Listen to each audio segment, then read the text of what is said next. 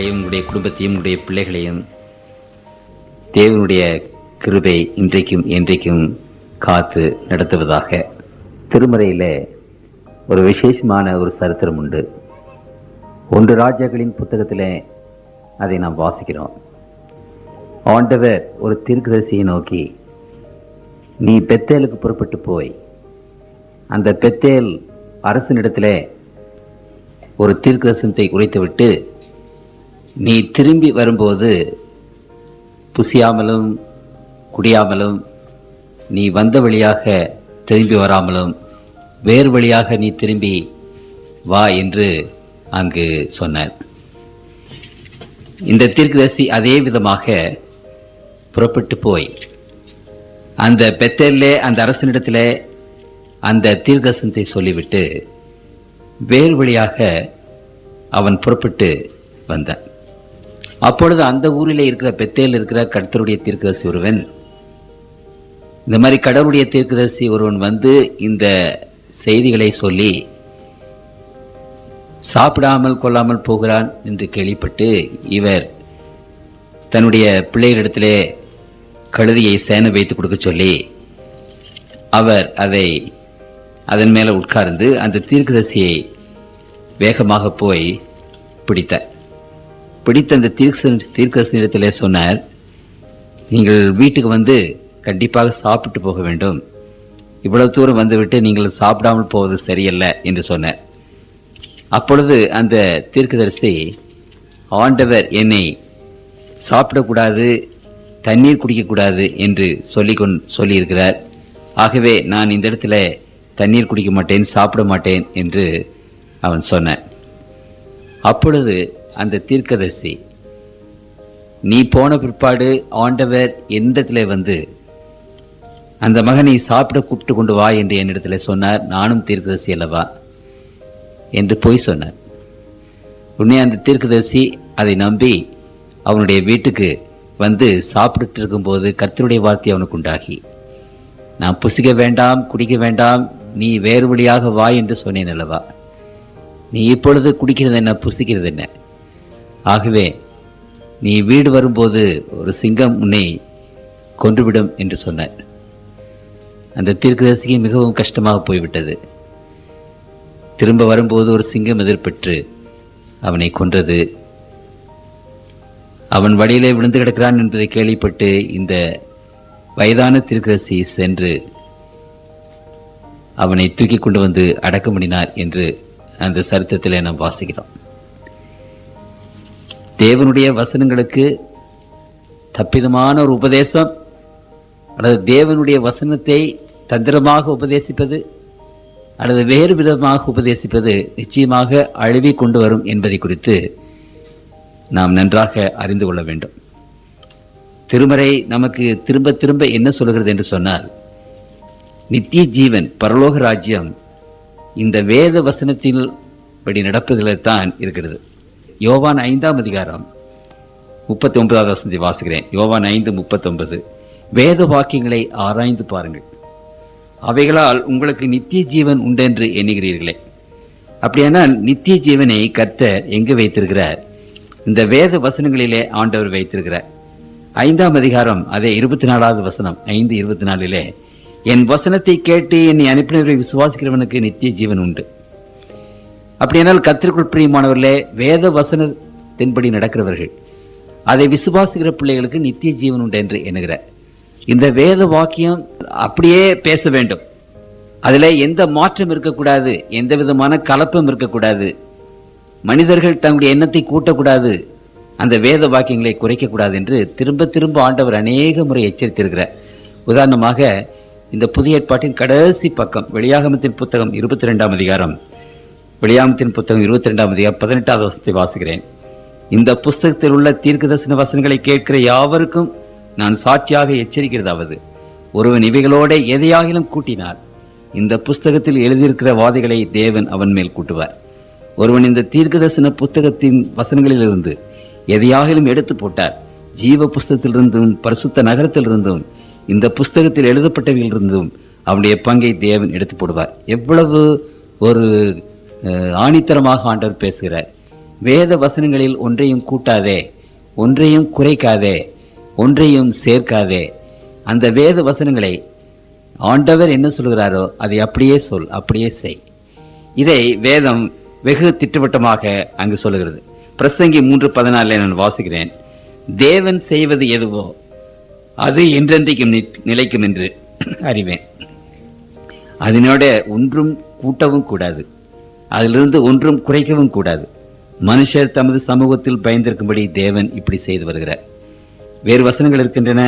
உபாகமம் 4:2 எழுதி கொள்ளுங்கள். உபாகமம் 4:2, உபாகமம் 12:32, உபாகமம் 12:32, நீதிமொழிகள் 30:6, நீதிமொழிகள் 30:6, எரேமியா 26:2, இன்னும் அநேக வசனங்கள் இருக்கின்றன. வேதத்தினுடைய ஒரு தீர்க்கமான ஒரு ஆலோசனை என்ன, திட்டவட்டமான ஆலோசனை என்ன? வேத வசனங்களோடு ஒன்றையும் கூட்டாதே, குறைக்காதே என்ற இந்த காரியத்தை நாம் வாசிக்க வேண்டும். ஆகவே கர்த்தருடைய பிள்ளைகள், இன்றைக்கு உலகம் முழுவதிலும் இருக்கிற பிள்ளைகள் ஓய்வு நாள் என்ற ஒரு காரியத்தை குறித்து நாம் சிந்தித்தே இன்றைக்கு உலகத்தில் இருக்கிற ஏராளமான கிறிஸ்தவ பிள்ளைகள், ஆண்டவரை நேசிக்கிற பிள்ளைகள், ஞாயிற்றுக்கிழமையை ஓய்வு நாள் என்று எண்ணி அதை பரிசுத்தமாக ஆசரித்து வருகிறார்கள். நான் அநேக நல்ல கிறிஸ்தவர்களை பார்த்திருக்கிறேன். அவருடைய குடும்பங்களில் அவ்வளவு விசேஷமாக பரிசுத்தமாக அந்த ஞாயிற்றுக்கிழமை ஆசரித்து வருகிறார்கள். கர்த்தருக்குள் பிரியமானவர்களே, ஆனாலும் வேத வாக்கியங்களில் நாம் படிக்கும்போது இந்த காரியம் நமக்கு வித்தியாசமாக தெரிகிறது. ஆகவே இன்றைக்கு கர்த்தருடைய சன்னிதானத்தில் அவருக்கு முன்பாக உட்கார்ந்து, அவருடைய காலடியில் உட்கார்ந்து திருமறை என்னதான் சொல்லுகிறது, முதல் நாளை பற்றி, ஞாயிற்றுக்கிழமையை பற்றி வேதம் என்ன சொல்கிறது என்பதை நாம் கவனிப்போம். அதற்கு முன்னதாக நான் ஜெபிக்கிறேன். எங்களை நேசிக்கிற அன்புள்ள தகப்பனே, உம்முடைய சன்னிதானத்திலே உம்முடைய பிள்ளைகள் கூடி வந்து உம்முடைய வேத வசனங்களை நாங்கள் ஆலோசிக்கும் போது, அதை படிக்கும்போது, ஆண்டவரே உம்முடைய ஆவியானவர் எங்களுடைய உள்ளத்தில் அசைவாடி இந்த சத்தியங்களை நாங்கள் அறிந்து கொள்ள எங்களுக்கு ஒத்தாசையும் ஆண்டவரே. தகப்பனே, உம்முடைய வேத வசனங்கள் பேசட்டும் ஆண்டவரே. மனிதனுடைய சத்தம் இல்லை தகப்பனே, என்னுடைய சத்தம் இல்லை. உம்முடைய சத்தத்தை உயர்த்தி உம்முடைய பிள்ளைகளோடு பேசும் ஆண்டவரே. வேத வசனங்களின் மூலமாக நீர் திட்டவட்டமாக நிச்சயமாக நீர் பேச வேண்டும் என்று ஆண்டவர் இயேசுவின் திருநாமத்தில் வேண்டிக் கொள்கிறோம். ஜெபங்கேளும் பரம்பிதாவே, ஆமென். திருமறையிலே கர்த்தருக்குள் பிரியமானவர்களே, பரிசுத்த ஓய்வு நாள் என்பதை பற்றி 1000 முறைக்கு அதிகமாக எழுதப்பட்டிருக்கிறது. ஒரு சிலர் நினைக்கலாம், இந்த பரிசுத்த ஓய்வு நாளை பற்றி அதிகமாக எழுதப்படவில்லை, ஏதோ குறைவான இது எழுதப்பட்டிருக்குதுன்னு நினைக்கலாம். ஆனால் இந்த வேதத்திலே பேசப்படுகிற ஒரு முக்கியமான ஒரு டாபிக், ஒரு தலைப்பு பரிசுத்த ஓய்வு நாள் என்பதை பற்றி. இதை பற்றி ஆண்டவர் இந்த புத்தகத்தில் ஏராளமாக எழுதி வைத்திருக்கிறார். ஆகவே நேற்று நான் உங்களுக்கு சொன்னேன், ஆதியாகமம் துவக்கத்திலேயே மனிதனை ஆண்டவர் படைத்து 6 நாட்கள் இந்த அண்ட சராசரங்களை சிருஷ்டித்து 7ஆம் நாள் ஆண்டவர் ஓய்ந்திருந்தார் என்று ஆதியாகமத்திலேயே துவக்கத்திலேயே அந்த ஓய்வு நாளை பற்றி நாம் வாசிக்கிறோம். ஆண்டவர் ஓய்ந்திருந்தது மட்டுமல்ல, அதை ஆசீர்வதித்தார், அதை பரிசுத்தப்படுத்தினார் என்று ஆதியாகமம் 2ஆம் அதிகாரம் 1-3 வரைக்கும் நான் வாசிக்கிறோம். அப்படின்னா நான் உங்களுக்கு சொன்னேன், பாவத்துக்கு முன்னதாகவே 2 இன்ஸ்டிடியூஷன், 2 காரியங்களை ஆண்டவர் மனிதனுக்கு கொடுத்தார், 2 ஆசீர்வாதங்களை கொடுத்தார். அதுல ஒன்று திருமணம். ஒரு மனிதனையும் ஒரு மனுஷனையும் இணைப்பது திருமணம். அவர்கள் 2 பேரும் ஒன்றாக இருக்க வேண்டும் என்று ஆண்டவர் இணைத்தார், அன்பினாலே இணைத்தார் என்று நான் உங்களுக்கு எடுத்து சொன்னேன். ஆகவே விவாகமானது பரிசுத்தமானது. ஆனால் அந்த மனிதனை இணைப்பதற்கு முன்னதாக ஆண்டவர் தன்னை மனிதனோடு இணைத்துக் கொண்டார். மனிதனும் கடவுளும் ஒன்றாக இணைந்தார்கள். அந்த இணைப்பை பற்றி வேதம் பேசும்போது அது பரிசுத்த ஓய்வு நாள். பரிசுத்த ஓய்வு நாளிலே ஆண்டவர் தம்முடைய பிள்ளைகளோடு கூட வந்து, தம்முடைய பிள்ளைகளோடு கூட இருந்து உறவாடி ஒரு நாள் முழுவதும் தம்முடைய பிள்ளைகளோடு கூட இருக்கிறார். ஏன் இது அவசியம் என்று உங்களுக்கு நான் சொன்னேன். கர்த்தருடைய பிள்ளைகள் பரிசுத்தம் பெற வேண்டும் என்றால் பரிசுத்தம் பெறாதவர்கள் பரலோகத்திற்கு போக முடியாது என்று வேதம் சொல்கிறது. வேதம் அநேக முறை சொல்கிறது பரிசுத்தம் இல்லாதவர்கள் தேவனை சந்திக்க முடியாது, பரலோகத்துக்கு போக முடியாது என்று. அப்படியானால் அந்த பரிசுத்தை பெறுவது எப்படி? நாம் எல்லாரும் அடிப்படையிலேயே சங்கீதக்காரன் சொல்கிறது போல பாவத்திலேயே பிறந்தோம், பாவத்திலேயே வளர்கிறோம். பாவம் நம்மை சுற்றிலும் நிற்கிறது. உச்சந்தலையிலிருந்து உள்ளங்கால் வரைக்கும் ஏசாயா சொல்வது போல நாம் பாவத்திலேயே திளைத்து கொண்டிருக்கிறோம். அப்படியானால் கர்த்தருக்குள் பிரியமானவர்களே, ஒரு நிமிஷம் கூட நாம் நீதிமானாக இருக்க முடியறதில்லை. நம்முடைய உள்ளத்திலே ஒரு பாவம் நம்மை அப்படியே இழுக்கிறது. நம்மை சுற்றிலும் பிசாசானவனும் அவருடைய தூதர்களும் நம்மை பாவம் செய்ய தூண்டுகிறார்கள். உள்ளேயும் ஒரு இழுப்பு, வெளியிலும் ஒரு தாக்குதல். இப்படிப்பட்ட சூழ்நிலையில மனிதன் பாவியாகவே இருந்து கொண்டிருக்கிறான். இந்த உலகத்தில் பிரபுக்கள் என்றில்லை, அரசர்கள் என்றில்லை, அதிகாரிகள் என்றில்லை, ஏழைகள் என்றில்லை, தாழ்வானவர்கள் என்றில்லை. இந்த பாவத்துக்கு முன்னால எல்லாரும் சமம். பெரியவர்களும் பாவம் செய்கிறார்கள், படித்தவர்களும் பாவம் செய்கிறார்கள், சிறியவர்களும் பாவம் செய்கிறார்கள், பஞ்சியும் பரதேசியும் பாவம் செய்கிறார்கள். நாம் மரிக்கும் போது எப்படி அரசனும் மரிக்கிறான், ஆண்டியும் மரிக்கிறான். மரணத்தில் இந்த உலகத்தில் எல்லோரும் சமம். we are equal in death. அதே போலவே பாவம் என்று வரும்போது we are all equal. ஆகவே இந்த பாவம் நமக்குள்ளாக வந்திருக்கிறது. ஆண்டவர் சொல்லுகிறார், இந்த பாவத்தை எடுத்துக்கொண்டால் இந்த உலகத்தில் நீதிமான் ஒருவனும் இல்லை, ஒருவனாகிலும் இல்லை என்று வேதம் அங்கே சொல்லுகிறது. ரொம்ப ஆச்சரியம் தான். கர்த்தருக்குள் பிரியமானவர்களே, திருமறை இந்த உபதேசத்தை கர்த்தருடைய பிள்ளைகள் விசேஷமாக அறிந்து கொள்ள வேண்டும். ரோமர் 3ஆம் அதிகாரம் 10வது வசனத்திலே வாசிக்கிறேன். அந்தப்படியே நீதிமான் ஒருவனாகிலும் இல்லை. பாருங்க, ஒருவன் இல்லை என்றில்லை, ஒருவனாகிலும் இல்லை. உணர்வுள்ளவன் இல்லை, தேவனை தேடுகிறவன் இல்லை. எல்லாரும் வழி தப்பி ஏகமாய் கெட்டு போனார்கள், நன்மை செய்கிறவன் இல்லை, ஒருவனாகிலும் இல்லை. திருமறை அநேக இடங்களிலே அதை குறித்து பேசுகிறது. யாரும் நீதிமான் இல்லை. கர்த்தருக்குள் பிரியமானவர்களே, எல்லாரும் பாவம். ஆகவே பாவத்திலே உழன்று கிடக்கிற நம்மை குறித்து சங்கீதத்திலே அங்கு சங்கீதக்காரன் பேசும்போது சொல்லுகிறார். சங்கீதம் 51 சங்கீதத்திலே நான் வாசிக்கிறேன். 5வது வசனம், 51ஆவது சங்கீதம் 5வது வசனம். இதோ நான் துர்க்குணத்தில் உருவானேன், என் தாய் என்னை பாவத்தில் கற்பந்தரித்தார். கர்த்தருக்குள் பிரியமானவர்களே, நாம் பாவிகள். அப்படியானால் பாவிகளாகிய நாம், பாவ உலகத்திலே ஜீவிக்கிற நாம், இங்கு சங்கீதத்திலே சங்கீதக்காரன் என்ன எழுதுகிறான் என்று கவனியுங்கள். 40வது சங்கீதம் 2வது வசனம். பயங்கரமான குழியிலும் உளையான சேற்றிலும் இருந்து என்னை தூக்கி எடுத்து என் கால்களை கண்மலையின் மேல் நிறுத்தி என் அடிகளை உறுதிப்படுத்தி. அப்படியானால் இந்த பாவத்தை பற்றி பேசும்போது ஆண்டவர் சொல்கிறார், அங்கு பயங்கரமான குழி, உளையான சேர். இந்த சேற்றிலே அநேக வகை உண்டு. அதில் உளையான சேர் என்று ஒன்று இருக்கிறது. மற்ற சேற்றிலே நீங்கள் அமைங்கினால் கொஞ்சம் பிரயாசப்பட்டு வெளியே வந்து விடலாம். இந்த உளையான சேற்றிலே யாராவது ஒருவன் சிக்கிக் கொண்டால் நீங்கள் வெளியே வருவதற்கு என்ன பிரயாசம் எடுத்தாலும் அது உங்களை உள்ளேயே தள்ளி கொண்டு போய்விடும். ஆகவே உளையான சேற்றிலே சிக்கினவர்கள் அப்படியே இருந்து எந்த விதமான ஒரு முயற்சியும் செய்யாதபடி கூப்பிட்டு வெளியே இருந்து உதவியை வரவழைத்து நாம் வெளியே வர வேண்டும். பாவம் என்பது அப்படித்தான். நீங்கள் பாவம் செய்யாமல் இருக்க எவ்வளவு முயன்றாலும், எவ்வளவுக்கு எவ்வளவு முயற்சி செய்கிறீர்களோ அவ்வளவுக்கு அவ்வளவு உள்ளே போயிடுவீங்க. அந்த உளையான சேற்றிலிருந்து விடுதலை செய்வதற்கு நம்மால் முடியாது. இன்னொருவர் வந்து நமக்கு ஒத்தாசை செய்ய வேண்டும். தெய்வ உதவி நமக்கு வேண்டும். பயங்கரமான குழி, பயங்கரமான உளையான சேர். அதுல இருந்து ஆண்டவர் நம்மை தூக்கி எடுக்க வேண்டும். எடுத்து கண்மலையின் மேலே என் கால்களை வைத்து என் கால்களை உறுதியாக்கி நமது தேவனை துதிக்கும் புதுப்பாட்டை அவரின் வாயிலே கொடுத்தார். கர்த்தருக்குள் பிரியமானவர்களே, அப்படிப்பட்ட ஒரு வாழ்க்கை இந்த பாவ வாழ்க்கை. இந்த பாவத்திலே இருந்து நாம் எப்படி விடுதலை ஆகிறது? இந்த பாவத்திலே இருந்து எப்படி நாம் பரிசுத்தம் அடைகிறது? பரிசுத்தம் அடைவதற்கு வழி என்ன என்பதை குறித்து நான் நேற்று சொன்னேன். பரிசுத்தம் அடைவதற்கு ஆண்டவர் வைத்திருக்கிற ஒரே ஒரு வழி. அது என்ன? தேவனோடு நாம் உறவாட வேண்டும். ஆண்டவரோடு கூட நாம் சிறிது காலம் செலவழிக்க வேண்டும். அவரை பார்த்து அவரை போலவே நாம் ஆக வேண்டும் என்று திருமறை நமக்கு விசேஷமாக அங்கு சொல்லுகிறது.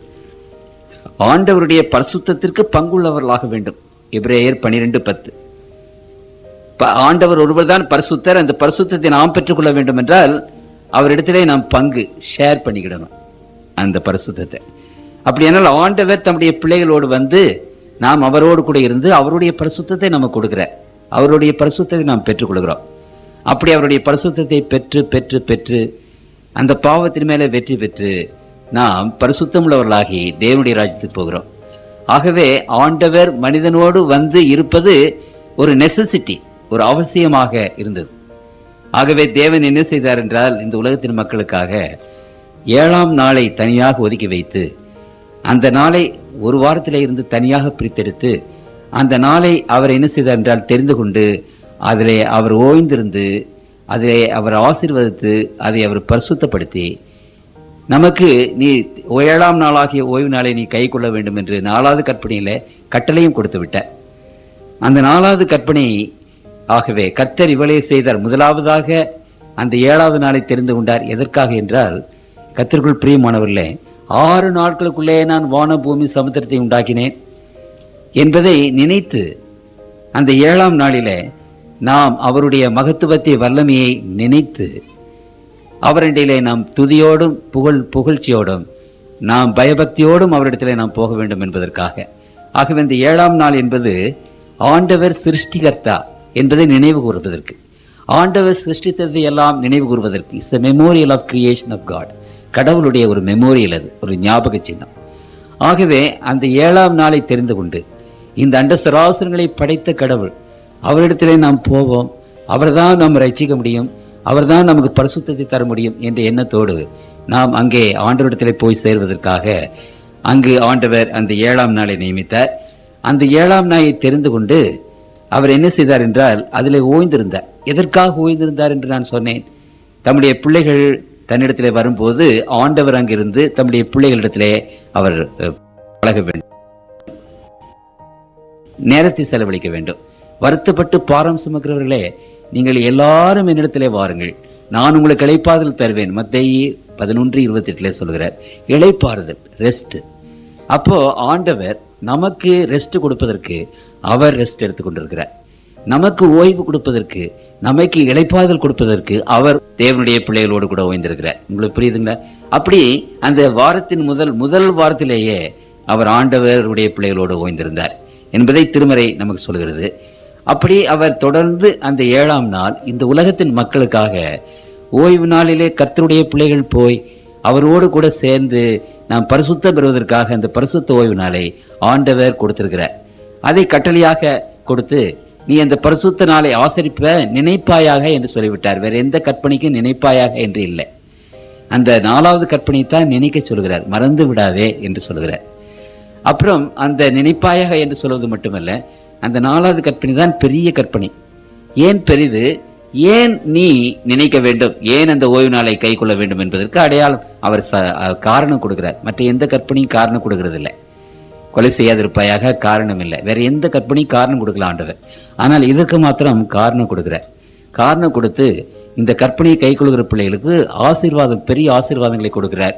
அவர்கள் உன்னதத்திலே உயர்த்தப்படுவார்கள், அவர்கள் சந்தோஷமாக இருப்பார்கள், அவர்கள் யாக்கோப்பின் சுதந்திரத்தால் போஷிக்கப்படுவார்கள்.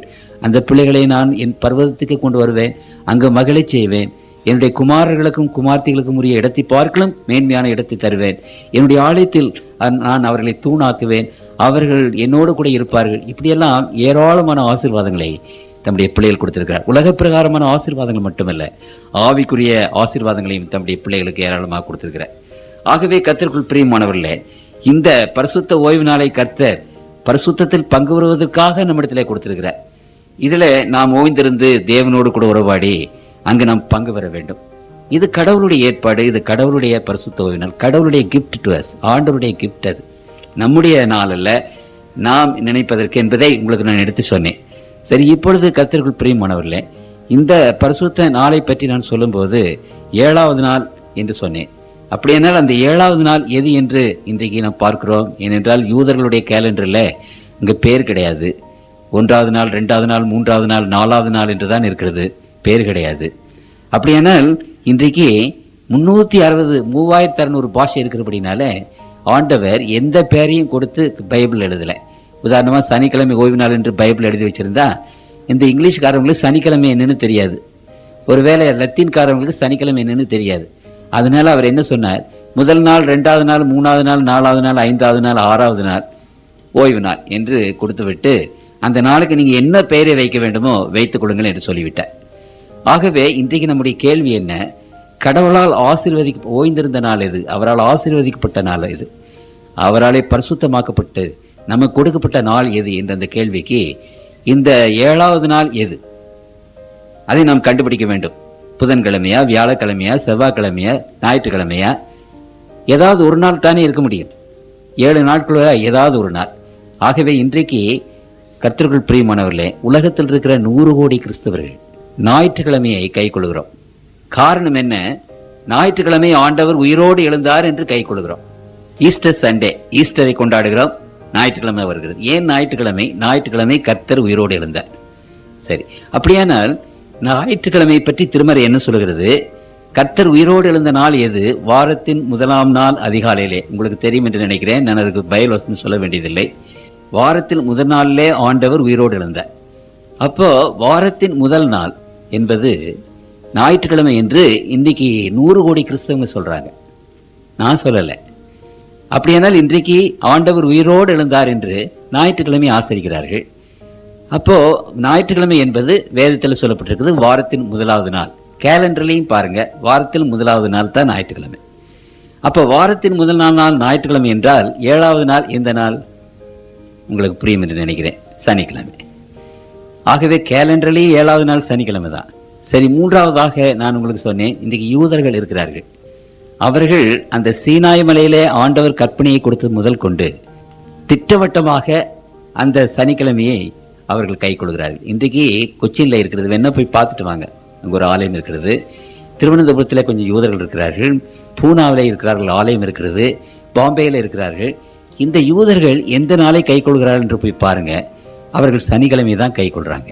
கர்த்தருக்குள் பிரியமான 3 ஆச்சு.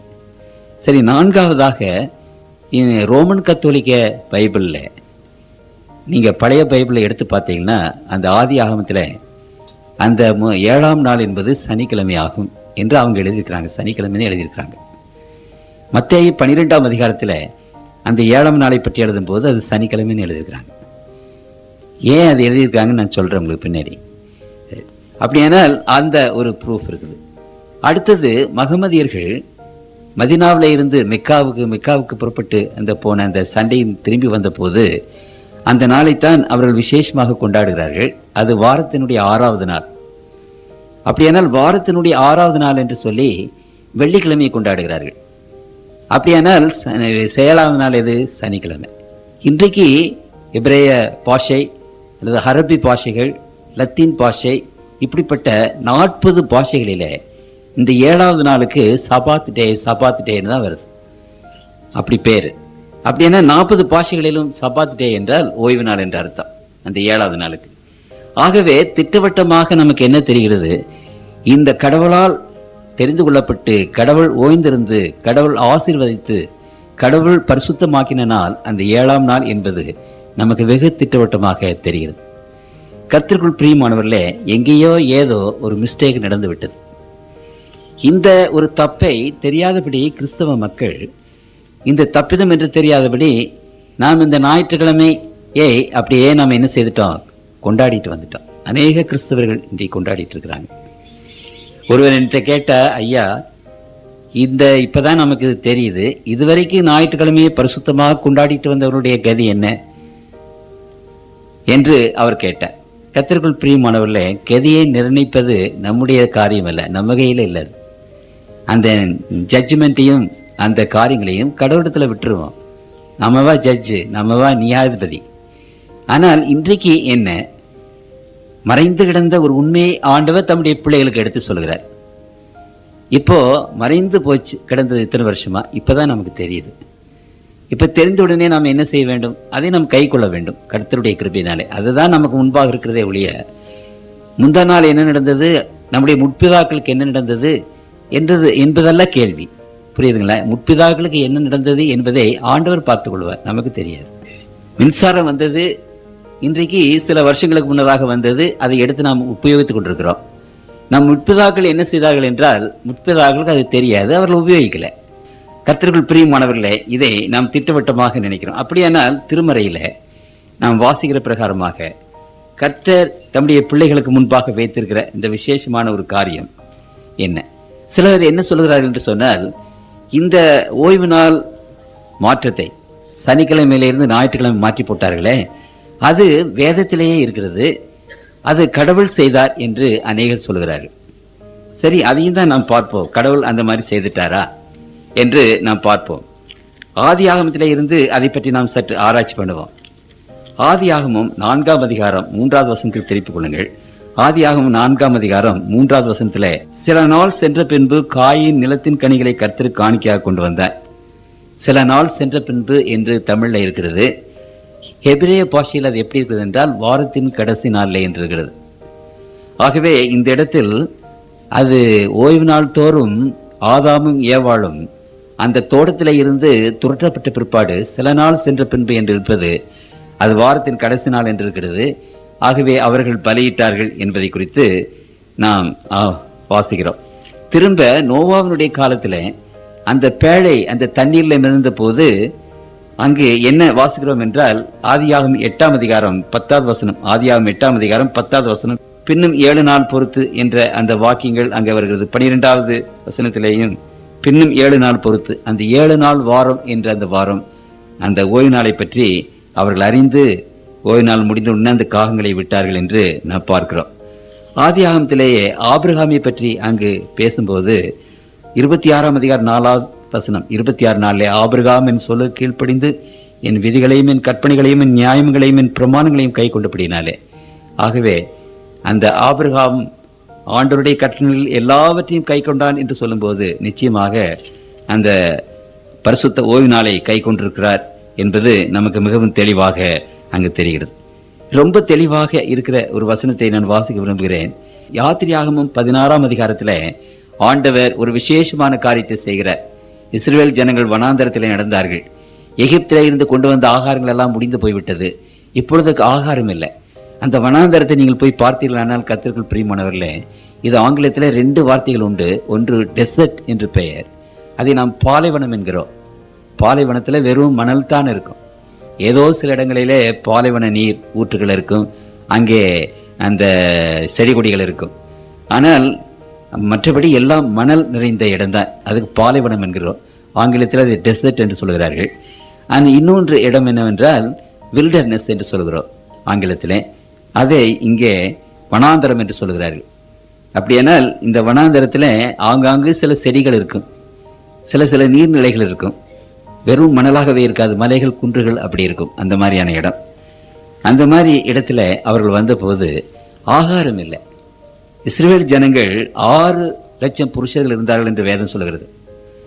அப்புறம் அந்த இஸ்ரவேல் ஜனங்களை அந்த ஸ்திரீகள் பெண்கள் எல்லாரையும் சேர்த்து ஸ்பர்ஜன் பிரசங்கியார் என்ன சொல்கிறார், 25 லட்சம் பேர் அங்கே இருந்தார்கள் என்று சொல்கிறார். 25 பேர் தங்களுடைய கூடாரங்களை அடித்து குடியிருக்கும் போது அது ஏறக்குறைய ஒரு 20 மைல் நீளம் 20 மைல் அகலம் உள்ள ஒரு பெரிய பட்டணம் போல இருக்கும். அதை நீங்கள் யோசித்து பார்த்ததில்லை. 20 லட்சம் பேர் 25 லட்சம் பேர் தங்களுடைய கூடாரங்களை அவர்கள் அடித்து வாசம் பண்ணும்போது 20 மைல் நீளம் 20 மைல் அகலம் உள்ள ஒரு பட்டணம். அப்பதான் அந்த கூடாரம் எல்லாம் இருக்கும். அவ்வளவு பெரிய காங்கிரிகேஷன் அங்கே இருந்தது. அவர்களுக்கு ஆகாரத்துக்கு எங்கு போவது?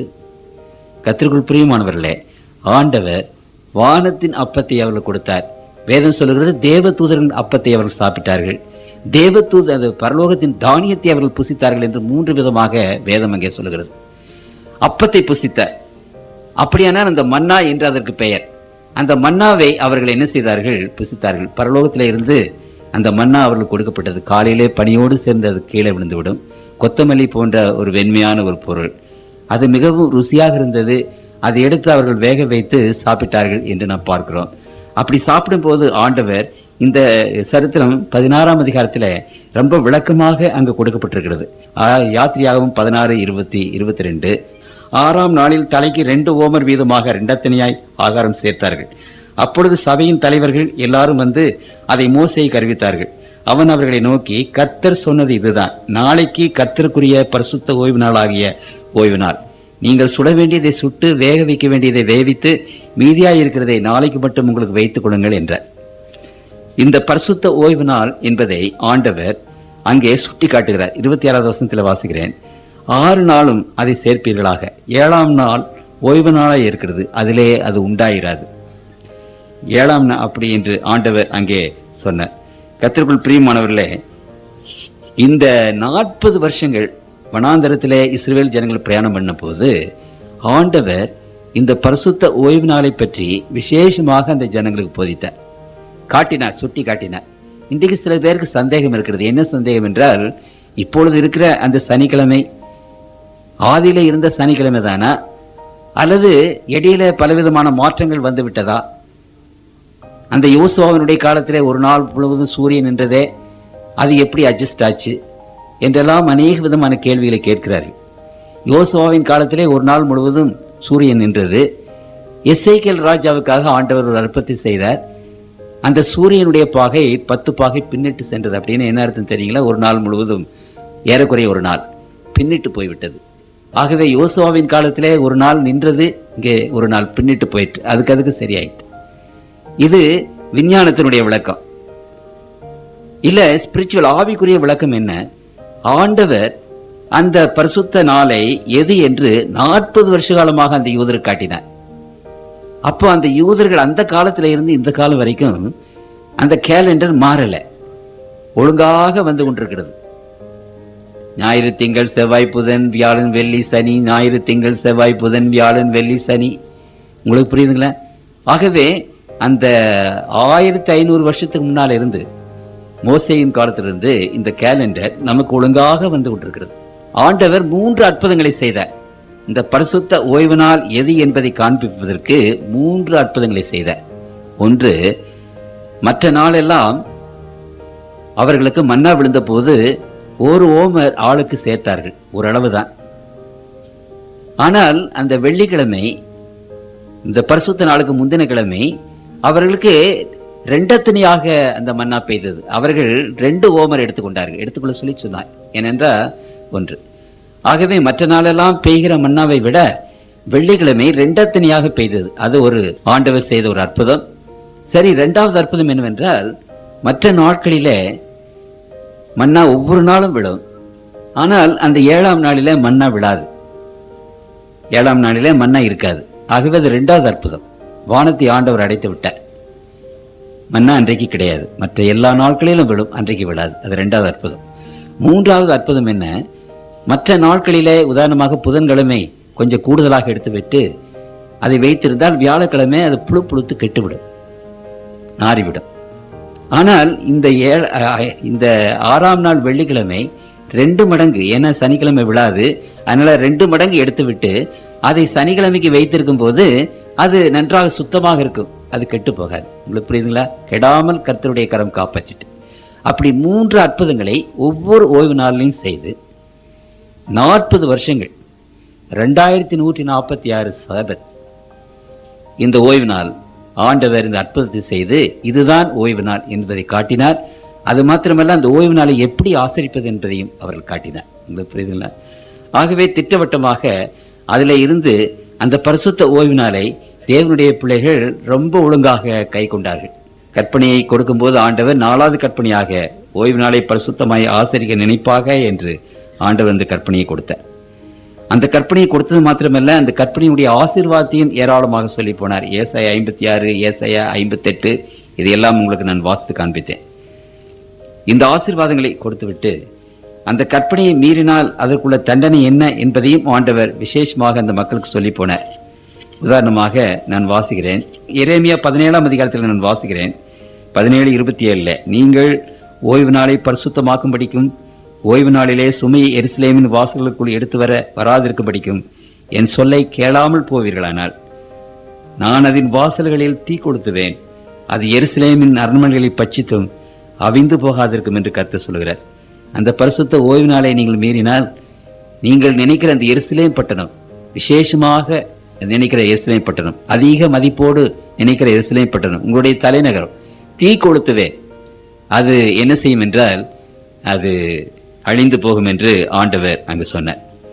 கர்த்தருக்குள் பிரியமான தேவனுடைய பிள்ளைகளே, அடிக்கடி ஆண்டவர் தம்முடைய பிள்ளைகளிடத்தில் சொன்னால், ஓய்வு நாளை பரிசுத்த குலைச்சலாக்காதீங்க, அதை பரிசுத்தமாக உங்களுக்கு கொடுத்தேன், ஆனால் நீங்களோ அதை பரிசுத்த குலைச்சலாக ஆக்கியிருக்கிறீர்கள் என்று சொல்லி ஆண்டவர் சொன்னதை நேற்று நான் உங்களுக்கு வாசித்து காண்பித்தேன். அப்படியானால் கர்த்தருக்குள் பிரியமானவர்களே, தேவனுடைய பிள்ளைகள் இந்த நாட்களிலே இவளை எல்லாவற்றையும் ஆண்டவர் சொல்லி தம்முடைய பிள்ளைகளுக்கு ஆண்டவர் என்ன சொன்னார்? அந்த பரிசுத்த ஓய்வினால் அடையாளமாக இருக்கும் என்று சொன்னார். எசேக்கியேல் 20ஆம் அதிகாரம் 12வது வசனம், நான் தங்களை பரிசுத்தம் பண்ணுகிற கர்த்தர் என்று அவர்கள் அறியும்படிக்கு எனக்கும் அவர்களுக்கும் அடையாளமாய் இருப்பதற்காக என் ஓய்வு நாட்களை அவர்கள் கட்டளையிட்டேன். இந்த திருமறையில நீங்கள் வாசித்து பாருங்க, கிறிஸ்தவர்களுக்கு அடையாளம் சிலுவை அல்ல. திருமறையில சொல்லுகிற ஒரே ஒரு அடையாளம் கிறிஸ்தவ பிள்ளைகளுக்கு அடையாளம் ஓய்வு நாள் தான் என்று திரும்ப திரும்ப ஆண்டவர் அங்கே பேசுகிறார். 20வது வசனத்திலே நான் வாசிக்கிறேன். மறுபடியும் 20வது வசனம், என் ஓய்வு நாட்களை பரிசுத்தமாக்குங்கள், நான் உங்கள் தேவனாகிய கர்த்தர் என்று நீங்கள் அறியும்படிக்கு அவைகள் எனக்கும் உங்களுக்கும் அடையாளமாயிருக்கும் என்றேன். திருமறை ஏராளமாக பேசுகிறது, எழுதிக் கொள்ளுங்கள். யாத்திரையாக 31:13, யாத்திரையாக 31:17. அடையாளம் அடையாளம் என்று ஆண்டவர் சொல்கிறார். கடவுளுக்கு நமக்கும் அடையாளம் இந்த ஓய்வு நாள். எனத்திற்கு அடையாளம் 2 காரியத்திற்காக. ஆண்டவர் அண்ட சராசரங்களை படைத்த தேவன் என்பதற்கும், ஆண்டவர் உங்களையும் என்னையும் ரட்சிப்பதற்காக வந்தார், அவர் ரட்சகர் என்பதற்கும், நான் உங்களை பரிசுத்தம் பண்ணுகிற கர்த்தர் என்று நீங்கள் அறியபடி. பரிசுத்த ஓய்வு நாளை நீங்கள் 7ஆம் நாளோ பரிசுத்த ஓய்வு நாள், ஏனெனில் கர்த்தர் 6 நாளுக்குள்ளே வானத்தையும் பூமியையும் சமுத்திரத்தையும் உண்டாக்கினார். அவர் சிருஷ்டிகர்த்தா என்பதற்கும் அந்த 7வது நாள் அடையாளம். அவர் நம்மை ரட்சிக்கிறார் என்பதற்கும் அந்த 7வது நாள் அடையாளம். புதிய வானத்தையும் புதிய பூமியும் படைக்கிற அதே சக்தியினால்தான் இந்த பாவியாகி என்னை புதிய மனுஷனாக முடியும். The same power with which he creates the whole universe is required to make you a clean and perfect and pure man. நம்மை புதிய மனிதனாக ஆக்குவதற்கு அந்த வல்லமை, கர்த்தருடைய வல்லமை, எப்படிப்பட்ட வல்லமை வேண்டும்? புதிய வானத்தையும் புதியவையும் சிருஷ்டிக்கிறாரே அதே வல்லமை வேண்டும். அதனாலதான் ஆண்டவர் சொன்னார், அந்த பரிசுத்த ஓய்வு நாளை ரட்சிக்கிறதற்கும் அடையாளமாக வைத்தார், பரிசுத்தமடைய ரட்சிப்புக்கு அடையாளமாக வைத்தார். ஆகவே அந்த ஓய்வு நாளை நாம் கை கொள்ளாத போது ஆண்டவர் இல்லை, சிருஷ்டிகர்த்தா இல்லை என்று ஒதுக்கி விடுகிறோம், ஆண்டவர் ரட்சிகர் இல்லை என்று ஒதுக்கி விடுகிறோம். பரிதாபம் இது. கிறிஸ்தவர்களாகி நாம் அந்த பரிசுத்த நாளை கை கொள்ளாத போது 2 காரியங்களை செய்கிறோம். ஒன்று, அவர் ஆண்டவர் இல்லை என்று ஒதுக்கி விடுகிறோம், அவர் ரட்சகர் இல்லை என்று ஒதுக்கி விடுகிறோம். ஆனா வாயில ரட்சகர் ஆண்டவர்னு சொல்லி என்ன பிரயோஜனம்? கர்த்தருக்குள் பிரியமான தேவனுடைய பிள்ளைகளே, இந்த மக்கள் தங்கள் வாயினாலே என்னிடத்துல சேர்ந்து தங்களுடைய உதடுகளினாலே என்னை கனம் பண்ணுகிறார்கள், அவருடைய இருதயமோ எனக்கு தூரமாக விலகி இருக்கிறது என்று வேதம் சொல்கிறது. வாய் religion is a mouth religion, is a lips religion, but in our lives there is no religion. இல்லையா? உதட்டுல மாத்திரம், வாயில மாத்திரம், நம்முடைய உள்ளத்துல ஒண்ணும் கிடையாது. அது மாதிரி அந்த பரிசுத்த நாளை நாம் கை கொள்ளாவிட்டால் அவர் ஆண்டவர் இல்லை என்று மறுத்து விடுகிறோம், அவர் ரட்சகர் இல்லை என்று மறுத்து விடுகிறோம். அந்த 7ஆம் நாள் ஏன் 7ஆம் நாள் என்றால், கர்த்தர் 6 நாளுக்குள்ளே வானத்தையும் பூமியும் உண்டாக்கினார். ஆகையால் 7ஆம் நாளை நாங்கள் கை கொள்கிறோம். ஆகவே இயேசு கிறிஸ்து அண்ட சராசரங்களை படைத்த தேவன் என்று அந்த பரிசுத்த நாள் சுட்டி காட்டுகிறது. இவர் உண்மையான தெய்வம் என்று சுட்டி காட்டுகிறது. அது சாத்தானுக்கு பிடிக்கல, அதை வெட்டணும், அதை அழிச்சிடணும், அப்பதானே நான் கடவுளாக முடியும். அதனால இன்னைக்கு உலகத்துல அதை அழிக்க பார்க்கிறான். புரியுதுங்களா? கர்த்தருக்குள் பிரியமானவர்களே, நாமும் அதை அழிக்க பார்க்கும் போது நாமும் சாத்தானோட பங்காளிகளாக மாறுகிறோம் என்று திருமறை நமக்கு விசேஷ விதமாக அங்கு சொல்லுகிறது. ஆகவே திருமறையிலே நீங்கள் வாசித்து கொண்டே வந்தால் இந்த பரிசுத்த ஓய்வு நாளை பற்றி வேதம் விவரமாக பேசுகிறது. இன்னும் நான் ஒரு காரியத்தை உங்கள் மத்தியிலே நான் வாசிக்க விரும்புகிறேன். இந்த ஜனங்கள் எவ்வளவுதான் புத்தி கேட்டாலும் அந்த பரிசுத்த நாளை அவர்கள் மீறினார்கள். அப்படி மீறும் போது ஆண்டவர் என்ன செய்தார் என்றால், என்ன சொல்கிறார் கவனியுங்கள். நெகேமியாவினுடைய புத்தகம் 9வது அதிகாரத்தில் நான் வாசிக்கிறேன். 26, 29, 26, 29 வாசிக்கிறேன். ஆனாலும் அவர்கள் கீழ்ப்படியாதவர்களாகி உமக்கு விரோதமாக கலகம் பண்ணி உம்முடைய நியாயப்பிரமாணத்தை தங்களுக்கு புறம்பே எறிந்துவிட்டு தங்களை உம்மிடத்தில் திருப்பும்படி அவர்களை திடசாட்சியாய் கழிந்து கொண்ட உம்முடைய தீர்க்கதரிசிகளை கொன்று போட்டு கோபமூட்டுகிற பெரிய அக்கிரமங்களை செய்தார்கள். ஆகையால் அவர்களை நெருக்குகிற அவர்கள் சத்துருக்களின் கையில் அவர்களை ஒப்பு கொடுத்தீர். பார்த்தீங்களா? அந்த இஸ்ரவேல் ஜனங்கள் அடிக்கடி அந்நியர்களிடத்திலே ஆண்டவர் விற்று போட்டார். காரணம், ஆண்டவருடைய கற்பனைகளை அவர்கள் கை கொள்ளாதனாலே விற்று போட்டார் என்று ஆண்டவர் சொல்லுகிறார். அதுல விசேஷமாக எந்த கற்பனைகளை அவர் கை கொள்ளவில்லை என்பதை குறித்து 13வது அதிகாரத்திலே வாசிக்கிறோம். 622வது பக்கம், நெகேமியா 13ஆம் அதிகாரம். நெகேமியா இஸ்ரவேல் ஜனங்கள் மத்தியில் ஒரு பெரிய சீர்திருத்தத்தை செய்தவர். ஆகவே அவர் சொல்லுகிறார் பாருங்க, 13ஆம் அதிகாரம் 17வது வசனத்திலே நான் வாசிக்கிறேன். ஆகையால் நான் யூதாவின் பெரியவர்களை கடிந்து கொண்டு நீங்கள் ஓய்வு நாளை பரிசுத்த குலைச்சலாக்குகிறது இந்த பொல்லாப்பை பொல்லாத செய்கை என்ன? பரிசுத்த குலைச்சலாக்குகிற இந்த பொல்லாத செய்கை என்ன? உங்கள் பிதாக்கள் இப்படி செய்ததுனால் அல்லவா நமது தேவன் நம்மேலும் இந்த நகரத்தின் மேலும் இந்த தீங்கையெல்லாம் வரப்பண்ணினார். நீங்களோ வென்றால் ஓய்வு நாளை பரிசுத்த குலைச்சலாக்குகிறதுனால் இஸ்ரவேலின் மேல் இருக்கிற உக்கிரகத்தை அதிகரிக்க பண்ணுகிறீர்கள் என்று அவர்களுக்கு சொன்னேன். கர்த்தருக்குள் பிரியமானவர்களே, அந்த ஓய்வு நாளை மீறினபடியினாலே அவர்கள் அநேக ஜாதிகளுக்கு ஆண்டவர் இழுத்து போட்டார். அவர்கள் மற்ற ஜாதிகளுக்கு அடிமையானார்கள். அந்த ஜனங்களுடைய துன்பத்திற்கும் துயரத்திற்கும் காரணம் அந்த பரிசுத்த நாளை அவர்கள் பரிசுத்த குலைச்சலாக்கினார்கள் என்று வேதம் வெகு திட்டவட்டமாக தம்முடைய பிள்ளைகள் மத்தியிலே அது பேசுகிறது. கர்த்தருக்குள் பிரியமானவர்களே, ஆகவே கர்த்தருடைய பிள்ளைகளுக்கு இவைகளெல்லாம் என்ன சொல்லுகிறது? அந்த பரிசுத்த ஓய்வு நாள் பழைய ஏற்பாட்டின் காலத்திலே மாறவே இல்லை. சரி, புதிய ஏற்பாட்டின் காலத்திலே நாம் சீக்கிரமாக வருவோம். கர்த்தராகிய இயேசு கிறிஸ்துவானவர் இந்த உலகத்தில் இருந்த போது என்ன செய்தார்? பரிசுத்த ஓய்வு நாளில் அவர் ஜெபாலயத்திற்கு சென்று அவர் ஓய்வு நாளை கை கொண்டார் என்று திருமறையில் ஏராளமான வசனங்கள் இருக்கின்றன. லூக்கா 4:16 வாசிக்கிறேன். தாம் வளர்ந்த ஊராகிய நாசரேத்துக்கு அவர் வந்து தம்முடைய வழக்கத்தின்படியே ஓய்வு நாளில் ஜெபாலயத்திலே பிரவேசித்து வாசிக்க எழுந்து நின்றார். அப்படியானால் கர்த்தருடைய வழக்கம் என்ன? அவர் ஓய்வு நாளிலே நிறைய வசனம் இருக்கிறது. நீங்க வாசிக்க அந்த புதிய ஏற்பாட்டை நீங்கள் வாசிக்கும் போது மத்தேயு, மார்க், லூக்கா என்ற அந்த புத்தகங்களை வாசிக்கும் போது ஏராளமான இடங்களிலே அங்கே என்ன எழுதப்பட்டிருக்கிறது? ஆண்டவர் பரிசுத்த ஓய்வு நாளிலே அவர் ஆலயத்திற்கு சென்று அவர் படித்தார், வேதத்தை படித்தார், அற்புதங்களை செய்தார், அடையாளங்களை செய்தார் என்று அங்கே எழுதப்பட்டிருக்கிறது. மார்க் 6 மார்க் 6:2 வாசிக்கிறேன். ஓய்வு நாள் ஆன போது ஜெபாலயத்தில் உபதேசம் பண்ண தொடங்கினார். இயேசு கிறிஸ்துவை பற்றி பேசப்பட்டிருக்கு. அவருக்கு இங்கே இருந்து வந்தது, இவன் கையில் இப்படிப்பட்ட பலத்த செய்திகள் நடக்கும்படி இவனுக்கு கொடுக்கப்பட்ட ஞானம் எப்படிப்பட்டது, இவன் தச்சன் அல்லவா என்று மற்றவர் சொல்கிறார்கள். திருமறையில வேத வசனங்கள் அநேக இடங்களிலே ஆண்டவர் ஓய்வு நாளில் தேவாலயத்து சென்றதை பற்றி எழுதப்பட்டிருக்கிறது. அது லூக்கா கன்க்ளூஷனாக அதை முடிவாக எழுதுகிறார், தம் வழக்கத்தின்படியே என்று எழுதுகிறார். It is his habit. ஆகவே ஒரு வழக்கம் என்று சொன்னார், அவர் எப்பொழுதுமே செய்கிற ஒரு காரியத்தை என்று நாம் பார்க்கிறோம். கர்த்தருக்குள் பிரியமானவர்களே, இயேசு கிறிஸ்துவானவர் இந்த உலகத்தில் இருந்த போது அவர் ஓய்வு நாளில் ஏராளமான அற்புதங்களை செய்தார். அதை யூதர்கள் விரும்பல. ஏனென்றால் ஓய்வு நாளில் எதையும் செய்யக்கூடாது என்று, ஒன்றும் வேலை செய்யக்கூடாது என்று அவர் நினைத்தார்கள். ஆகவே அவர் இந்த அற்புதங்களை அடையாளங்களை செய்த போது யூத ஜனங்களுக்கும் இயேசு கிறிஸ்துவுக்கும் போராட்டம் நடந்தது. அப்பொழுது ஆண்டவர் என்ன சொன்னார்? மார்க் எழுதின சுவிசேஷம் உதாரணமாக மார்க் எழுதின சுவிசேஷம் 3 ஆண்டவர் அங்கு சொல்லுகிறார். 3 வசனத்திலே நாம் பார்க்கிறோம், அவர்களை பார்த்து ஓய்வு நாளில் நன்மை செய்வதோ தீமை செய்வதோ ஜீவனை காப்பதோ அழிப்பதோ எது நியாயம் என்றார். போராட்டம். நீ வியாதியை சுகப்படுத்தினது தப்பு, ஓய்வு நாளில் எந்த வேலையும் செய்யக்கூடாது. கர்த்தருக்குள் பிரியமானவர்களே, ஆண்டவருடைய கற்பனை என்ன? கற்பனையில யாதொரு வேலையும் செய்ய வேண்டாம் என்று அங்கே இருக்கிறது. சரி, யாதொரு வேலையும் செய்ய வேண்டாம் என்றால் என்ன? வேதத்துக்கு விளக்கம் அநேக இடங்களில் இருக்குது. அதனுடைய விளக்கத்தை எங்கு நாம் வாசிக்கிறோம்? யாதொரு வேலையும் செய்ய வேண்டாம் என்று கற்பனையில் இருக்கிறது. அப்படியானால் யாதொரு வேலையும் என்றால் என்ன?